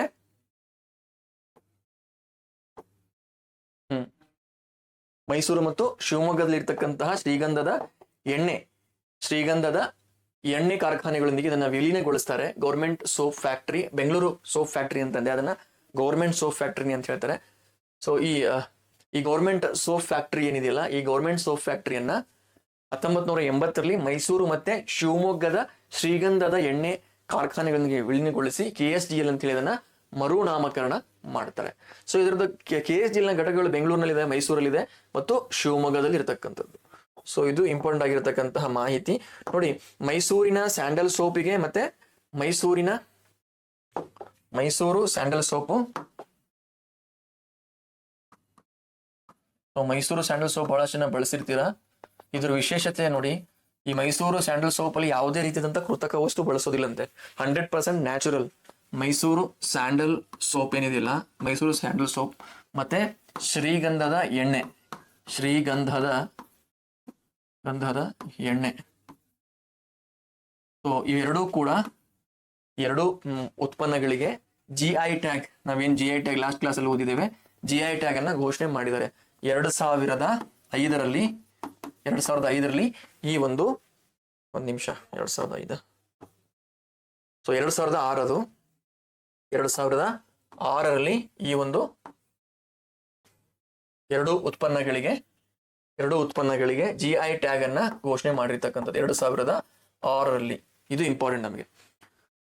ಓಕೆ, ಈ KSDL ಕಂಪನಿ ಏನಿದೆಯಲ್ಲ, Karnataka soaps and detergents limited ಅಂತ ಏನಿದೆಯಲ್ಲ KSDL, ಸೊ ಆ ಕಂಪನಿಯ ಒಂದು ಲಾಂಛನ ಯಾವುದು ಅಂತ ಹೇಳಿದ್ರೆ ಶರಭ ಅಂತೇಳಿ, ಸಿಂಹ ಮತ್ತು ಆನೆಯ ಮುಖವನ್ನು ಹೊಂದಿರತಕ್ಕಂತಹ ಶರಭ ಇದರ ಒಂದು ಲಾಂಛನ ಆಗಿರತಕ್ಕಂಥದ್ದು ಶರಭ. ಇಷ್ಟು ಡಿಟೇಲ್ ಆಗಿ ಹೋಗೋದಿಲ್ಲ, ಜಸ್ಟ್ ನಿಮಗೆ ಮಾಹಿತಿಗೆ ನೆನಪಲ್ಲಿ ಇರಲಿ ಅಂತ ಹೇಳ್ತಾ ಇದ್ದೇನೆ. ಸೊ ಈ KSDL ನ ರಾಯಭಾರಿಯಾಗಿ ತಮನ್ನಾ ಭಾಟಿಯಾ ಅವರನ್ನ ನೇಮಕ ಮಾಡಲಾಗಿದೆ. ಓಕೆ, ಸೊ ಇದ್ರ ಬಗ್ಗೆ ಬಹಳಷ್ಟು ವಿವಾದ ಹಬ್ಬಿಕೊಂಡಿತ್ತು, ಯಾಕೆ ಸ್ಯಾಂಡಲ್ವುಡ್ಡಿನ ನಟಿಯರನ್ನ ಇದಕ್ಕೆ ತೆಗೆದುಕೊಳ್ಳಿಲ್ಲ ಅಂತೇಳಿ. ಅದು ಬೇರೆ ವಿಚಾರ. ನೋಡಿ, ಈ ತರ ಆಪ್ಷನ್ಸ್ ಕೊಡ್ತಾರೆ, ರಶ್ಮಿಕಾ ಮಂದಣ್ಣ, ದೀಪಿಕಾ ಪಡುಕೋಣೆ, ಶ್ರೀಲೀಲಾ ಇವರಲ್ಲ. ಸೊ ಸರಿಯಾಗಿರ್ತಕ್ಕಂಥದ್ದು ತಮನ್ನಾ ಭಾಟಿಯಾ. ಓಕೆ, ಸೊ ಇದೇನಾದ್ರೂ ನೀವು ಸ್ಕ್ರೀನ್ ಶಾಟ್ ಪಡ್ಕೊಳ್ತೀರಂದ್ರೆ ಸೊ ಸ್ಕ್ರೀನ್ ಶಾಟ್ ನೀವು ತೆಗೆದುಕೊಳ್ಳಬಹುದು. ಫೈನ್. Okay, next. ಸೊ ಕೊನೆಯ ಒಂದು ಟಾಪಿಕ್, ಇವತ್ತಿನ ಕ್ಲಾಸಿನ ಒಂದು ಕೊನೆಯ ಟಾಪಿಕ್ ನಾವು ನೋಡೋಣ. India's first private sector helicopter final assembly line inaugurated near Kolar ಅಂತ ಕೊಟ್ಟಿದ್ದಾರೆ. ಕೋಲಾರ್ನಲ್ಲಿ ಕೋಲಾರ್ನಲ್ಲಿ ಸ್ಥಾಪನೆ ಆಗಿರತಕ್ಕಂಥದ್ದು. ಏನು ನೋಡಿ, ಕರ್ನಾಟಕದಲ್ಲಿ ಏನು ಇದು ಕರ್ನಾಟಕದಲ್ಲ, ಇಂಡಿಯಾಸ್ ಫಸ್ಟ್ ಅಂತ ಹೇಳಿದ್ರೆ ಭಾರತದ ಮೊಟ್ಟ ಮೊದಲ ಖಾಸಗಿ ಹೆಲಿಕಾಪ್ಟರ್ ಬಿಡಿ ಭಾಗಗಳ ಒಂದು ಏನೋ ಹೆಲಿಕಾಪ್ಟರ್ ಒಂದು ಉತ್ಪಾದನಾ ಒಂದು ಕೇಂದ್ರ, ಅಂದ್ರೆ ಫೈನಲ್ ಆಗಿ ಅಸೆಂಬ್ಲಿ ಲೈನ್ ಅಂತ ಹೇಳ್ತೇವೆ, ಅದನ್ನ ಇಲ್ಲಿ ಮಾಡಲಾಗುತ್ತೆ. ಅದು ಎಲ್ಲಿದೆ ಅಂತ ಹೇಳಿದ್ರೆ, ಅದು ಎಲ್ಲಿ ಮಾಡಿದ್ದಾರೆ ಅಂತ ಹೇಳಿದ್ರೆ ನಮಗೆ ಪ್ಲೇಸ್ ಇಂಪಾರ್ಟೆಂಟು ಕೋಲಾರ್ನಲ್ಲಿ. ಕೋಲಾರ್. ಸೊ ಯಾವ ಒಂದು helicopter H125, okay, multi mission single engine light utility helicopter ಅಂತ ಹೇಳ್ತೇವೆ. ಸೊ ಆ ಹೆಲಿಕಾಪ್ಟರ್ನ ಒಂದು ಖಾಸಗಿ ಉತ್ಪಾದನಾ ಘಟಕ. ಸೊ ಖಾಸಗಿ ಅಂದ್ರೆ ಯಾರು ಮಾಡಿದಾರೆ ಹಾಗಾದ್ರೆ? ಹೌದಾ, TASL ಅಂತ ಇದೆ, ಟಾಟಾ. ಅದರ ಜೊತೆಗೆ ಯುರೋಪ್, ಏರ್ಬಸ್ ಇವರೆರಡು ಜಂಟಿಯಾಗಿ ಇದನ್ನ ಮಾಡಿರ್ತಕ್ಕಂಥದ್ದು. ಓಕೆ, ಸೊ ಇದನ್ನ ಯಾರು ಉದ್ಘಾಟನೆ ಮಾಡ್ತಾರೆ? ಇದನ್ನ ಉದ್ಘಾಟನೆ ಮಾಡಿರ್ತಕ್ಕಂಥವ್ರು ನಮ್ಮ ಘನತೆವೆತ್ತ ಪ್ರಧಾನಮಂತ್ರಿ ನರೇಂದ್ರ ಮೋದಿ ಅವರು, ಮತ್ತೆ ಅವ್ರ ಜೊತೆಗೆ ಫ್ರಾನ್ಸ್ನ ಅಧ್ಯಕ್ಷ ಇಮ್ಯಾನ್ಯುಯಲ್ ಮ್ಯಾಕ್ರಾನ್. ಇವರಿಬ್ರು ಇದನ್ನ ವ್ಯಕ್ತಿಗಳು ಇದನ್ನ ಉದ್ಘಾಟನೆಯನ್ನ ಮಾಡಿರ್ತಕ್ಕಂಥದ್ದು. ಸೊ ಇದಿಷ್ಟು ಈ ಕೋಲಾರ ಅಂತ ಬಂದ್ರಾಗೆ, ಕೋಲಾರಲ್ಲಿ ಒಂದು ಕೈಗಾರಿಕಾ ಪ್ರದೇಶ ಇದೆ. ಸೊ ನೀವು ಅದನ್ನು ಕೂಡ ಕೇಳ್ಬೋದು, ವೇಮಗಲ್, ಕೋಲಾರ್ನ ವೇಮಗಲ್ ಕೈಗಾರಿಕಾ ಪ್ರದೇಶದಲ್ಲಿ ಇದನ್ನ ಸ್ಥಾಪನೆಯನ್ನ ಮಾಡಿರ್ತಕ್ಕಂಥದ್ದು. ಡೈರೆಕ್ಟ್ ಆಗಿ ನಿಮಗೆ ವೇಮಗಲ್ ಸುದ್ದಿಯಲ್ಲಿದೆ, ಯಾಕೆ ಸುದ್ದಿಯಲ್ಲಿದೆ ಅಂತ ಕೂಡ ಕೇಳಿದಾಗ ಕನ್ಫ್ಯೂಷನ್ ಅನ್ನ ಮಾಡ್ಕೋಬಾರದು ಅನ್ನೋ ಉದ್ದೇಶಕ್ಕೆ ಹೇಳಿರ್ತಕ್ಕಂಥದ್ದು. ಓಕೆ, ಸೊ ಪ್ರಶ್ನೆ ಯಾವ ರೀತಿ ಬರುತ್ತೆ ನೋಡಿ, ಇದನ್ನ ಟಾಟಾ ಅಡ್ವಾನ್ಸ್ ಸಿಸ್ಟಮ್ ಲಿಮಿಟೆಡ್ ಮತ್ತು ಯುರೋಪಿನ ಏರ್ಬಸ್ ಹೆಲಿಕಾಪ್ಟರ್ಸ್ ಜಂಟಿಯಾಗಿ ಸ್ಥಾಪಿಸಿದ್ದೇವೆ. ಓಕೆ, ಯುರೋಪಿನ ಏರ್ಬಸ್ ಹೆಲಿಕಾಪ್ಟರ್ಸ್, ಹೌದಾ, ಏರ್ಬಸ್ ಹೆಲಿಕಾಪ್ಟರ್ಸ್ ಅಂತ ಇದೆಯಲ್ಲ, ಅದು ಜಂಟಿಯಾಗಿ ಸ್ಥಾಪನೆಯನ್ನ ಮಾಡಿರ್ತಕ್ಕಂಥದ್ದು. ಇದು ಕರೆಕ್ಟ್, TASL ಮತ್ತು ಯುರೋಪಿನ ಏರ್ಬಸ್. ಓಕೆ, ನೆಕ್ಸ್ಟ್ ಈ ಘಟಕದಲ್ಲಿ H125 single engine light utility helicopter ಅಂತ ಜೋಡಿಸಲಾಗುತ್ತೆ ಆ ಒಂದು ಘಟಕಗಳನ್ನ.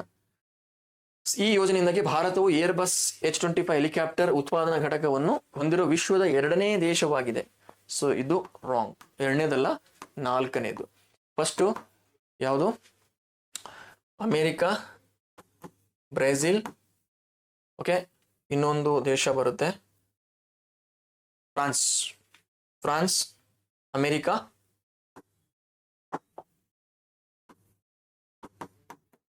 ಈ 3 ದೇಶಗಳಾದ ನಂತರ 4ನೇ ದೇಶ ಯಾವುದು? ಭಾರತ ಆಗುತ್ತೆ. ಸೊ ಇದಿಷ್ಟು ಈ ಘಟಕದ ಬಗ್ಗೆ ಮಾಹಿತಿ. ಮೊಟ್ಟ ಮೊದಲ ಖಾಸಗಿ ಹೆಲಿಕಾಪ್ಟರ್ ಏನು ಉತ್ಪಾದನಾ ಘಟಕ. ಇದ್ರದ್ದು ಇನ್ನೊಂದು ವಿಶೇಷತೆಯನ್ನು ನಾವು ಓದಬೇಕು. ಟಾಟಾದವರು ಈಗಾಗಲೇ ಗುಜರಾತಿನ ವಡೋದರದಲ್ಲಿ C295 ಅಂತಕ್ಕಂತಹ ವಿಮಾನ ಉತ್ಪಾದನಾ ಘಟಕವನ್ನು ಸ್ಥಾಪನೆ ಮಾಡಿದ್ದಾರೆ. C295 ಟಾಟಾದ ಒಂದು ಉತ್ಪಾದನಾ ಘಟಕಗಳನ್ನು ನೋಡಿದಾಗ ಈ ಕರ್ನಾಟಕದಲ್ಲಿ ಸ್ಥಾಪನೆ ಆಗಿರತಕ್ಕಂಥ ಹೆಲಿಕಾಪ್ಟರ್ ಏನು ಉತ್ಪಾದನೆ ಮಾಡತಕ್ಕಂಥ ಖಾಸಗಿ ವಲಯದ ಮೊಟ್ಟ ಮೊದಲ ಉತ್ಪಾದನಾ ಘಟಕ, ಇದು 2ನೇ ಅತಿ ದೊಡ್ಡದಾಗಿರ್ತಕ್ಕಂತಹ ಘಟಕ. ಟಾಟಾದ ಒಂದು ಉತ್ಪಾದನಾ ಘಟಕದಲ್ಲಿ 2ನೇ ಅತಿ ದೊಡ್ಡ ಉತ್ಪಾದನಾ ಘಟಕ ಗುಜರಾತಿನ ವಡೋದರದ C295 ಉತ್ಪಾದನಾ ಘಟಕ ಆದ ನಂತರ ನೋಡಿ, ಗುಜರಾತ್ನ ವಡೋದರದಲ್ಲಿರುವ C295 ಮಿಲಿಟರಿ ವಿಮಾನ ಘಟಕದ ನಂತರ ಇದು ಭಾರತದಲ್ಲಿ ಟಾಟಾ ಏರ್ಬಸ್ ಸಂಸ್ಥೆಗಳ 2ನೇ ಅತಿ ದೊಡ್ಡ ಬಾಹ್ಯಾಕಾಶ ಮತ್ತು ರಕ್ಷಣಾ ಯೋಜನೆ ಆಗಿದೆ. ಓಕೆ, ಸೊ ಇದಿಷ್ಟು ಏನಪ್ಪಾ ಅಂತ ಹೇಳಿದ್ರೆ ಇವತ್ತಿನ ಒಂದು ಮಾಹಿತಿ. ಸೊ ಮುಂದಿನ ತರಗತಿಯಲ್ಲಿ ನಾನು ಮತ್ತೆ ಇಂಪಾರ್ಟೆಂಟ್ ಆಗಿರತಕ್ಕಂತಹ ಟಾಪಿಕ್ಸ್ ನೊಂದಿಗೆ ನಿಮ್ಮ ಎದುರಿಗೆ ಬರ್ತೇನೆ. ನೋಡಿ, ಎಲ್ಲ ಏನು ನೀವು ನೋಡಿರ್ತೀರಾ, ನಿಮಗೆ ಇಷ್ಟ ಆದರೆ ಇದನ್ನ ಬೇರೆಯವ್ರಿಗೂ ಕೂಡ ಶೇರ್ ಮಾಡಿ, ನಿಮ್ಮ ಫೀಡ್ಬ್ಯಾಕ್ ಅನ್ನ ಕೊಡಿ. ನೀವೇನು ಕಮೆಂಟಲ್ಲಿ ಬರೀತಾ ಇದ್ದೀರಾ, ನಾವು ಅದನ್ನು ಓದ್ತಾ ಇದ್ದೇವೆ, ನೋಡ್ತಾ ಇದ್ದೇವೆ. ಸೊ ಅಲ್ಲಿ ಏನಾದರೂ ನಿಮಗೇನು ಇನ್ನೇನಾದರೂ ಇಂಪಾರ್ಟೆಂಟ್ ಆಗಿರ್ತಕ್ಕಂಥದ್ದು, ಇನ್ನು ಈ ಒಂದು ಕ್ಲಾಸಿಂದ ಕೆಲವೊಂದಿಷ್ಟು ಮಾಹಿತಿಗಳು ಬೇಕಾದರೆ ಆ ಮಾಹಿತಿಯನ್ನು ನಾವು ಯಾವ ರೀತಿ ಕೊಡಬಹುದು ಅನ್ನೋದನ್ನು ಕೂಡ ನಮಗೆ ಒಂದು ಕ್ಲಾರಿಟಿ ಸಿಗುತ್ತೆ. ಪ್ಲೇ ಲಿಸ್ಟನ್ನೇ ಸಪ್ರೇಟಾಗಿ ಮಾಡಿದ್ದೇವೆ. ಆ ಪ್ಲೇ ಲಿಸ್ಟ್ ಮುಖಾಂತರವಾಗಿ ನೀವು ಎಲ್ಲ ವಿಡಿಯೋಗಳನ್ನ ಅಲ್ಲಿ ನೋಡ್ಬೋದು. ಸೊ ಇದು ಯಾವುದು ಕೂಡ ಪೇಡೆಲ್ಲ ಫ್ರೀ ಆಗಿರುತ್ತೆ. ಸೊ ಅದರ ಜೊತೆಗೆ ಇಲ್ಲಿ ಒಂದು ವಿಚಾರವನ್ನು ನಾವು ನೋಡಬೇಕಾಗುತ್ತೆ. ಏನಂತ ಹೇಳಿದ್ರೆ, ಇಲ್ಲಿ ಆರ್ ಸಿ ಬಿ ಕ್ಯಾಪ್ ಅಂತಕ್ಕಂತಹ ಒಂದು ಪ್ರೋಗ್ರಾಮ್ ಇದೆ, ಹೌದಾ? ರ್ಯಾಂಕ್ ಕ್ರಿಯೇಟರ್ ಬ್ಯಾಚ್ ಅಂತ. RCB ಅಂತ ಹೇಳಿದ್ರೆ ರ್ಯಾಂಕ್ ಕ್ರಿಯೇಟರ್ ಬ್ಯಾಚ್ ಅಂತ. ಕ್ಯಾಪ್ ಅಂದ್ರೆ current affairs programme. RCB cap ಅತಿ ಹೆಚ್ಚು ಸ್ಕೋರ್ನ ಮಾಡಿದವರಿಗೆ ಕ್ಯಾಪ್ ಅನ್ನ ಕೊಡ್ತಾರೆ, ಆರೆಂಜ್ ಕ್ಯಾಪ್. ಅದೇ ರೀತಿ RCB ಕ್ಯಾಪ್ ಆ ಕರೆಂಟ್ ಅಫೇರ್ಲಿ ಹೆಚ್ಚು ಸ್ಕೋರ್ ಅನ್ನ ಮಾಡಿಸುವಂತಹ ನಿಟ್ಟಿನಲ್ಲಿ ಒಂದು ನಿರ್ದಿಷ್ಟವಾದಂತಹ ಒಂದು ಕ್ರಮಬದ್ಧವಾದಂತಹ ಒಂದು ಪ್ರೋಗ್ರಾಮ್ ಅನ್ನು ಲಾಂಚ್ ಮಾಡಿರ್ತಕ್ಕಂಥದ್ದು. ಸೊ ನಿಮಗೆ ಇದು ಸ್ಟೇಟ್ ಕ್ರಾಫ್ಟ್ IAS ಅಕಾಡೆಮಿಯ ಒಂದು ಆ್ಯಪಿಗೆ ಹೋದರೆ ನೀವು ಅಲ್ಲಿ ಈ ಒಂದು ಕೋರ್ಸ್ ಅನ್ನ ನೀವು ತೆಗೆದುಕೊಳ್ಳಬಹುದು. ಸೊ ಯಾರಿಗೆ ಇಷ್ಟ ಇದೆ ಅವರು ಸ್ಟೇಟ್ ಕ್ರಾಫ್ಟ್ IAS ಅಕಾಡೆಮಿಗೆ ಹೋಗಿ ಅಲ್ಲಿ ನೀವು ವಿಸಿಟ್ ಮಾಡಿ ಆ ಕೋರ್ಸ್ನ ತೆಗೆದುಕೊಳ್ಬಹುದು. ಇಲ್ಲಿ ಇಂಪಾರ್ಟೆಂಟ್ ಆಗಿರ್ತಕ್ಕಂಥ ವಿಚಾರ ಅಂತ ಹೇಳಿದ್ರೆ, ಸಂದೀಪ್ ಸರ್ ಅಂತ ಇದ್ದಾರೆ. ಸಂದೀಪ್ ಸರ್ ಇವರು ಕರೆಂಟ್ ಅಫೇರ್ ಅನ್ನ ಟೀಚ್ ಮಾಡಿದ್ದಾರೆ.